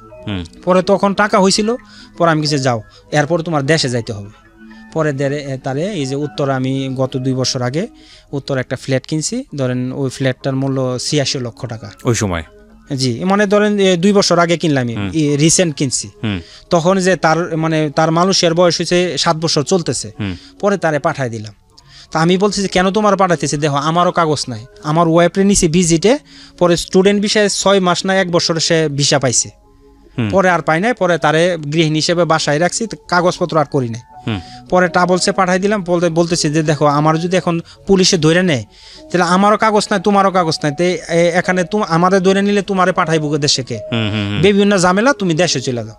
পরে তারে দেশে পাঠাই দেওয়ার পরে আমার বন্ধু বান্ধব অনেকে হিংসা করতেছে যে আমি যে কোনো ব্যবসা ধরতেছি অনেক কিছু হয়ে যেতেছে, মানে বিশাল কিছু। অনেকে আছে হেল্প করছে আমারে প্রথম ধাপে, কিন্তু দেখা গেছে পরে লাস্টে এরা মানে এক জায়গায় আমরা প্রফেশনাল ভিসা জমা দিছি, আমি ফাঁকি দিয়ে আমার কোম্পানির মধ্যে ডাইরেক্টর ভিসা পাইছিলাম। ওইটা অনেক রেয়ার, একটা কোম্পানির ডাইরেক্টর ভিসা পাওয়া মাল্টিপল। ওকে, তো আপনি এই যে মানে রোড সাইড বিজনেস যেটাকে বলে, মানে রাস্তার উপরে বসে ব্যবসা করা, মসজিদের সামনে বসে ব্যবসা করা, এগুলোতেই আছেন নাকি এগুলো থেকে চেঞ্জ আসলো? কোনো চেঞ্জ আসছে যখন ইস্তেমার পরে আমাদের ওই মার্কাজে পাশে বলতেছে যারা অনেক ভালো মানুষ, এরা ভালো লোক খুঁজতেছে, বলতেছে যে এই লোকটা অনেক মার্কেটিং ভালো পারে, এরা আমাদের সাথে নিলে পাইকারি অনেক মাল আমাদের সাপোর্ট করতে পারবে। তো একদিন গেলে বন্ধু তোমাদের সাথে পরামর্শ আছে, এইভাবে আমার 3 দিন ঘোরাইলো। আমার কাছে টাকা আছে, ওই যে ইস্তেমা করার পরে যে 1 লক্ষ টাকার মতো বিভিন্ন মানুষের পানা দেওয়ার পরে ছিল। পরে আমার ওয়াইফেরও আমার কাছে আমার 52,000 রিঙ্গিট দিল, আমার বিভিন্ন কামাই থেকে সে সেভ করে রাখলো, দিল, আমার কাছে বিশাল টাকা হয়েছে। তো পরে এরা বলতেছে পরামর্শ আছে। কিছুদিন পরে এরা 3 মাস রয়েছে দোকানটা, এরা চালাইতে পারে না, কিন্তু মানে দোকানে মালও রেনোভেশন করে না। হঠাৎ করে বলতেছে ভাই আপনি যদি আমাদের সাথে থাকেন, আপনি দোকানে শ্রম দিবেন, আপনাদের এই দোকানের পার্টনার। 2 জন লোকে বলতেছে, একজনের নাম হচ্ছে আলম, আরেকজনের নাম মাহবুব। আমি পরে বলছি ঠিক আছে। পরে আমি ধরেন 73,000 রিঙ্গিট মাল বাবদ আর ক্যাশ মিলে আমার কিছু যে পাইকারি বিভিন্ন জায়গায় দিতাম, আমার কিছু মাল ছিল, বলছে আমার এই মালগুলি দোকানে ঢুকান আর যা ব্যালেন্স আছে আমি দেব। তো টোটাল দুইটা মিলে 73,000 রিঙ্গিট, একজনের ছিল 53,000, একজনের 55,000 এই ধরনের হইব। তো দিয়ে দোকানটা স্টার্ট করলাম। 1 বছর পরে এই দোকান থেকে ধরেন আমাদের লাভ দ্বিগুণ হয়ে গেল। পরে 1 বছর পরে আমরা আবার 75,000 রিঙ্গিট করে আমরা নিলাম সবাই। আচ্ছা, তো কিসের দোকান ছিল এটা? এটা ইসলামিক আইটেম, ওই যে বাইতুল মুকাররমের, বাইতুল মুকাররম যে ইসলামিক আইটেমগুলি থেকে টুপি থেকে শুরু করে ইসলামিক যত আইটেম আছে, জি, হাজি এহরাম ফাকিদাতের সাথে এই ব্যবসা করে 1 বছর পরে আমাদের আবার এই যে লাভের অংশ থেকে আমি 75,000 রিঙ্গিট নিলাম বৈদেশি টাকায়। এভাবে আমরা 3টা বন্ধক করলাম, আর বাকি দোকানেরও ভালো প্রফিট হলো, বড় হয়ে গেল দোকান। পরে কি করলাম যে আমি দেখতেছি যে দেখেন যে আমার যদি দোকানে আটকায় রাখেন তাহলে তো আমি যে আমার ওই দোকানটা আমি মাঝে মধ্যে শুক্রবারে গিয়া করি, কিন্তু ওনারা বলতেছে আপনি দোকানে থাকেন। দোকান থেকে আমার বেতন দিত 1500 রিঙ্গিট, ওই শেয়ারের একটা অংশ পাইতাম, মাসে 1500 রিঙ্গিট পাইতাম। কিছুদিন থাকার পর আমি কইছি যে দেখেন আমার তো ফ্যামিলি আছে, আমার মান্থলি খরচ আছে ধরেন 2500 রিঙ্গিটের উপরে, তাই 1500 রিঙ্গিট পাইলে তো আমার পুষতেছে না। তা আপনি কি করেন যে আমি শেয়ারের একটা অংশ আছে, কিন্তু আরো 2টা স্টাফ লইয়া সাথে রাখেন, কিন্তু আমি দোকানে চাকরি করতে পারবো না, আমার একটা শেয়ার থাকুক। পরে আমি বাইরে গেলাম। বাড়িয়ে যাওয়ার পরে ওই দোকানের মাঝে মধ্যে পাইকারি মাল দিতাম, আমার দোকানে আমি পাইকারি মাল দিতাম, বছরে আমি ওটা থেকে লাভ নেই, এখনো আছে আমার দোকানটা। আচ্ছা, পরে আমি শহরে গেলাম গা, যেমন ওইটা হচ্ছে ধরেন যে যেমন কাকরাইল মসজিদ আর ওই যে চকেট অনেক দূরে না, তো শহরে মেন শহরে গেলাম। যাওয়ার পরে একটা মার্কেটের ভিতরে দোকান নিলাম, নেওয়ার পরে তেমন না প্রফিট না। আমার ছোট বাইরে এর ফাঁকে আমি একে একে মানে স্টুডেন্ট বিষয় 5-7 জন লোক নিয়ে গেলাম গা বাংলাদেশ থেকে বিভিন্ন ধাপে, কেউ স্টুডেন্টে কেউ ভিজিটে, এভাবে নিয়ে আমি যে করলাম। তো প্রথম ধাপে তো ধরেন আমি যে সময় সালাতে মাল বেশি যে কাগজের মধ্যে, তখন তো তাদেরকে বেতন দিতে পারি নাই। তাদেরকে তোমরা এই যে কেউ বিল্ডিং কনস্ট্রাকশনের কাজ করতেছে, ফাঁকে দিয়ে আমি বলতে আচ্ছা ঠিক আছে। পরে যখন আমার সুবিধা হইলো সবার একে একে আমার দোকানের দিকে নিয়ে আসলাম। এই যে ওই দোকানের মধ্যে একদিন বেচতেছে না, আমার ছোট ভাই বলতেছে দেখ তুই যে মসজিদের দোকান আমার দরকার নাই, যেটাতে সালাতে বিক্রি করতাম ওইটার মধ্যে আমি একটা দোকান পাইলাম, ওই মসজিদের লোকের আমার দয়া করে দিল যে বাবা তুমি এখানে দোকানদারি করো। তো ওইটা 350 রিঙ্গিট বেতন ভাড়া ছিল, কিন্তু আমার যে দোকান যে ইসমাইলি ওইটার মধ্যে 7000 রিঙ্গিটের মতো ভাড়া, 7000 রিঙ্গিট ওই যে শেয়ারের দোকানটা। তো মসজিদের ওই দোকান আছে, আমার ছোট ভাই বলছি তুই যে তুই করস তুই আমার পাইকারি দোকানে আয় না। একদিন একটা কাস্টমার হইলো, ওই কাস্টমার কাছে প্রায় আমি 87,000 রিঙ্গিটের মাল বিক্রি করলাম। তো এমন দিন হয় যে ওই যে পাইকারি দোকান যে জায়গায় নিছি ইসলামপুরের এরিয়ার মতো, ওই জায়গার মধ্যে আমি বিক্রি করতে পারি না। এমন দিন দেখেছে 300, 200, 100 এই ধরনের। আচ্ছা, তা আমার দোকানের ভাড়া হচ্ছে 4000 রিঙ্গিটের মতো। তো পরে হঠাৎ করে যখন একদিন 87,000 রিঙ্গিট বিক্রি করলাম, তখন আমার ছোট ভাইরে গালি দিলাম যে তুই তাড়াতাড়ি ওই জায়গার দোকান বন্ধ কর। দেখ এখানে এমন পাইকারি এক জায়গা, এমন দিন যে 100 টাকা বিক্রি হয়, এমন দিন 87,000 রিঙ্গিট বিক্রি করছি, তুই ওই জায়গার দোকান কর। পরে অনেক রাগারাগি করে ওই দোকান আমার অন্য একটা লোকের বেতনে রাইখা আমার ছোট ভাইরে আমার ওই যে পাইকারি জায়গায় নিয়ে আসলাম। ওইভাবে চলতেছে। হঠাৎ করে আমার এক লোকের আমি ব্রোকার, ওনার বলতেছে ভাই ভালো একটা পজিশনে মেন রোডের সাইডে যদি কোনো দোকান থাকে আমার দোকানে আপনি আমার একটা দোকান দেন, আমি ভাড়াই নিব। আচ্ছা, তো এরপরে 2 দিন পরে ওই লোকে বলতেছে যে এই দোকানটা ভাড়া দিব। তো মালিকের কাছে গেছি, পরে আমার পোশাকটা তেমন সুন্দর না, উনি বলতেছে এই লোকটা ভাড়া নিবে না না না না তা বলে ইউ তোকা লাইন এ কথা বলতেছে। পরে আমার দেখে বলতেছে যে এটার ভাড়া তুমি কি দোকান নিবা, আমার কথা বলতেছে। পরে আমি কিছু হ্যাঁ নিব। দোকানের ভাড়া কত বলতেছে 18,500 রিঙ্গিট মান্থলি ভাড়া। 18,500 মানে অনেক টাকা। পরে আমি কিছু আমি নিব, এটা কই সেটা রাত্রে আসছি। পরে আমার ঘুম হয় না, আমি রাত্রে এত টাকা ভাড়া আমি কিভাবে দেব, ওইটা হচ্ছে চিন্তা আমার। পরে আমি ওনারে এর পরের দিন বলছি যে বাবা আমি তো এটা দোকানটা নিমো, তো আমি 2 মাসের ভাড়ার টাকাটা আমি ডিপোজিট দিই আপনারে, 2 মাসের ভাড়ার চেকের ডিপোজিট দিই, আর বাকি 1 মাসের টাকাটা আমি ক্যাশ দিই। পরে উনি ইনসাল্ট করতেছে, আরে এই লোকে কীভাবে নিব, হ্যাঁ 3 মাসের ডিপোজিটই দিতে পারে না, সে এই দোকানের ভাড়া মানে কীভাবে দেব। পরে ওই ভুরকারে বলছে না এরা সরা এরা না অন্য লোক নিয়ে। এর পরের দিন গিয়ে কইছে যে দেখেন আমি টাকা ক্যাশই দিব। রাত্রে ঘুমাইতে পারেন না টেনশনে, কি করবো, কিন্তু পজিশনটা সেরকম ছিল। পরে রাত্রে 2 দিন ঘুমাইতে পারেন, এর পরের দিন বলছি কি করবো। পরে আমার ওয়াইফে বলছে যে দেখো আমার কাছে কিছু টাকা আছে, এই যে আমি অনেক সময় টাকা নিয়ে দিতাম, সে কিছু টাকা ধরেন 500 টাকার মধ্যে 100 টাকা সেভ করতো, এইভাবে সে আমারে আবার সাপোর্ট করলো। ওই জায়গার মধ্যে অনুমানে ধরেন এই যে 35,000 রিঙ্গিটের মতো সে কিছু দিল, আমার কাছে কিছু ছিল। এরপরে আবার এর পরের বছর আবার একটা ইস্তেমার প্রোগ্রাম আসলো। আচ্ছা, ওই জায়গায় বিক্রি করার পরে এমন ধরনের 1,60,000 রিঙ্গিত এমন ধরনের আসলো। পরে এই জায়গায় আমি পুরা ইস্তেমা করার পরে যে কিছু বেশি কিছু মাল ছিল না, ওভার মাল, ওইটা দোকানে করলাম। তো আমি ওনারা বলছি যে আমি 1 সপ্তাহের ভিতরে প্রথম 1 মাসের ডিপোজিট দিলাম, 2 মাসের টাকা আমি বলছি যে 10 দিনের ভিতরে টাকাটা দিব। এই কথা বইলা আমি রিনিভেশন করে তাড়াতাড়ি ঢুকে গেলাম দোকানে। তা মাল কিছু ছিল এবং যার কাছ থেকে আমি অল্প অল্প পাইকারি নিতাম, এর সাথে যে একটা আন্ডারস্ট্যান্ডিং হয়েছে, এরা আমার কিছু টাকা বাকি দিল। এবং পাইকারি এরিয়াতে যারা ছিল কিছু হিংসামি করে কিছু টাকা মানে মাল দেয় না আমারে। এরা ভাবতেছে যে ভবিষ্যতে সে আমার কম্পিটিশন হয়ে যাব, আমার সমপর্যায় হয়ে যাব। তো আমি যে পাইকারি এরিয়াতে যে আশেপাশে দোকান ছিল, এরা অনেকে মাল দেয় না। তো আমি কি করতাম, অনেক দূরে থেকে মাল নিয়ে আসতাম। তো পরে ওই জায়গার মধ্যে আল্লাহ তাআলা এমন একটা বরকত দিয়ে দিল, পার ডে আমি 10,000 12,000 রিঙ্গিত সেল করতাম ওই দোকানে, মাশাআল্লাহ। তো এমন হয়েছে, দেখা গেছে মাসে 3 লক্ষ রিঙ্গিত এভারেজে হয়ে যেত। তো দোকানের ভাড়া ছিল 18,500। 3 লক্ষ টাকা হচ্ছে আপনার 3 লক্ষ রিঙ্গিত সেল, তো না আপনার এটা profit? 3 lakh ringgit sale, per day sale. ধরেন মাসে সেল হয়েছে 3 লক্ষ, একদিনে ধরেন যদি এভারেজে 10,000 হয়েছে, 15,000 12,000 10,000-এর মতো প্রফিট থাকতো। কত 3 লক্ষতে? 3 লক্ষতে প্রফিট মনে করেন ধরেন 1 লক্ষ রিঙ্গিতের উপরে। তো আপনার টেনশন কি? জি, তখন আমি আস্তে আস্তে করার পরে আমি কিছু না, দোকান আরো বাড়াইতে হবে। পরে যে যারা একে একে বিভিন্ন জায়গায় আমি বেতন দিয়ে রাখতে পারি না। ততদিনে কি আপনার এই প্রোডাক্টগুলো নিজের কোন একটা ব্র্যান্ড নেম দাঁড় করিয়েছেন? না, দাঁড় করাইতে পারি না। দাঁড় করতে পারেন না?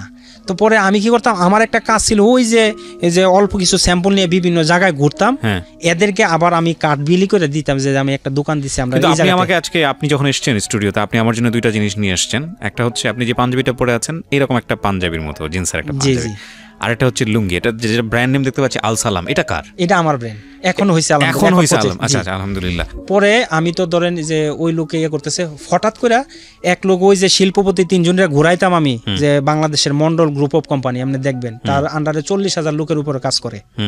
এবং একজন আছে যে গ্রিন টেক্স গ্রুপ, আরেকজন আছে ইউনাইটেড কমার্শিয়াল ব্যাংকের ডাইরেক্টর, উনি যে সবুর শেখ, সালাম শেখ, এরা 3-4 জন ওই জায়গায় সেকেন্ড করছে। একজনের আমি বললাম যে বাবা আমি তো মার্কেটিং করি, আমার একটা যদি প্রোডাক্ট আপনারা দয়া করে করতেন, আমার একটু হেল্প করেন। কি হেল্প? আমি কিছু দেন, আমি একটা পাঞ্জাবি ইন্ডিয়ান আইটেম, ওই পাঞ্জাবিটা আমাদের বাংলাদেশের স্টাইলে সেম কপি করে দিবেন, কিন্তু ওই ব্র্যান্ডটা ছিল আলমাস, আমার ব্র্যান্ডটা আমি দিব আল সালাম। তো ওনার নাম ছিল সালাম শেখ। আমি বলছি দেখেন আমি ওই ব্র্যান্ডটা আপনার নামের উপরে করব, যেহেতু আপনি সালাম শেখ, উনি আলমাস, ইন্ডিয়ান যে ব্র্যান্ডটা এটা হচ্ছে আলমাস, পাঞ্জাবির জন্য ওইটা নাম্বার 1 এখন। পরে বলছি ওইটার আদলে সেম কাপড়ে থাকবে, কিন্তু আমাদের লোগোটা থাকবে সেম আমাদের নামের উপরে, কিন্তু ওইটা করেন। পরে উনি বুঝতে পারছে, পরে বলছে যে ঠিক আছে আমি করে দিব না। তারপরে উনিও আমারে প্রায় কত মনে ধরেন 1 কোটি টাকার মতো মাল আমারে দিছে। বাবা! তো 1 কোটির মতো মাল দিছে, কিন্তু উনি প্রথম বিশ্বাস করতে পারে নাই।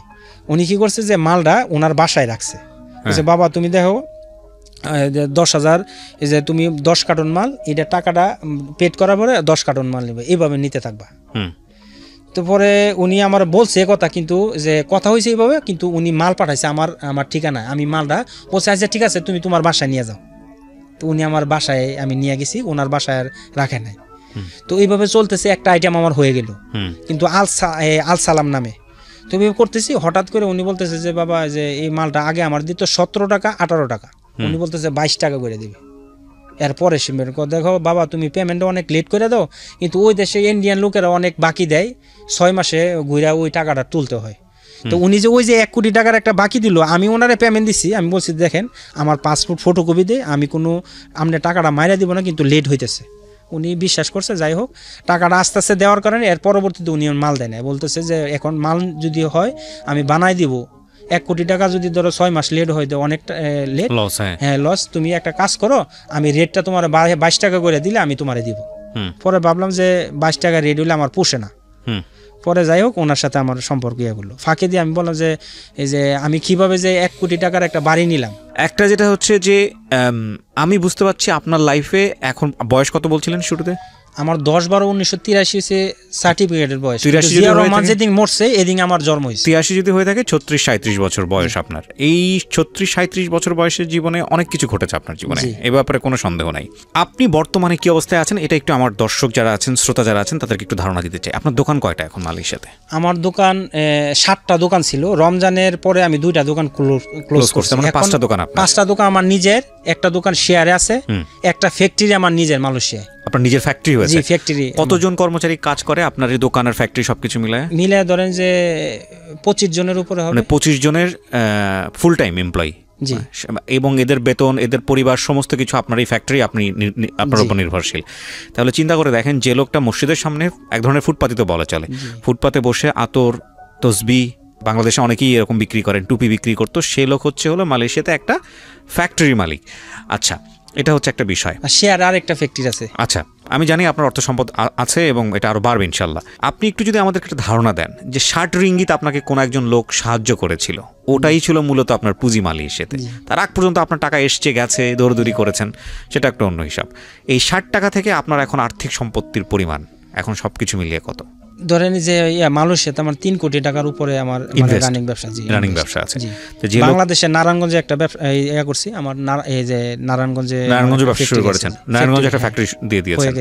তার মানে সবকিছু মিলে আপনি 3 থেকে 4-5 কোটি টাকার আপনার বাংলাদেশ এবং মালয়েশিয়া মিলে এখন বিজনেস। আপনি আজকে 37 বছরের এই গল্পটা আপনি আজকে রেডিওতে কেন বললেন? কারণ হচ্ছে আমি যে কষ্ট করে করছি, সৎভাবে যদি কেউ অর্থ উপার্জন করে, আল্লাহ তাআলা কোনো না কোনো ভাবে তার উপরে তোলেই। আমি যদি আপনাকে সেই ছোটবেলায় ফিরে নিয়ে যাই, যে লোকটাকে, যে ছেলেটা মাথায় টাক করে উঁচু জুতা পরে ওই সালমান শাহর ছবি দেখে সে ওই স্টাইলে চলার চেষ্টা করতো, এবং যারা মনে করতো যে একে দিয়ে জীবনে কোনোদিন কোনো কিছু হবে না। ম্যাট্রিক পাসও করতে পারেননি আপনি। ম্যাট্রিক তো না, ওই সময় এসএসসি ছিল। ইন্টার পাস করতে পারেন নাই, তো আপনি ফেল করলেন, এবং ফেল করার পরে মোটামুটি আপনি ঢাকা শহরে আসলেন, একটা ছন্নছাড়া জীবন, এবং সেখান থেকে হলো কোনো একটা জায়গায় মারামারি বা ধরাধরি কোনো একটা কিছু হলো। তারপরে বাবা নিয়ে গেল সৌদি আরব। সৌদি আরব থেকে আপনি সৌদি আরবে গিয়ে আপনার দাড়ি কাটতে হলো, সেটা আপনি সহ্য করতে পারলেন না, যে কারণে আপনি আসলেন বাংলাদেশের রিটার্ন আসলেও বাংলাদেশ থেকে আবার মালয়েশিয়াতে গিয়েও এক ধরনের ভিখারির মতো জীবন।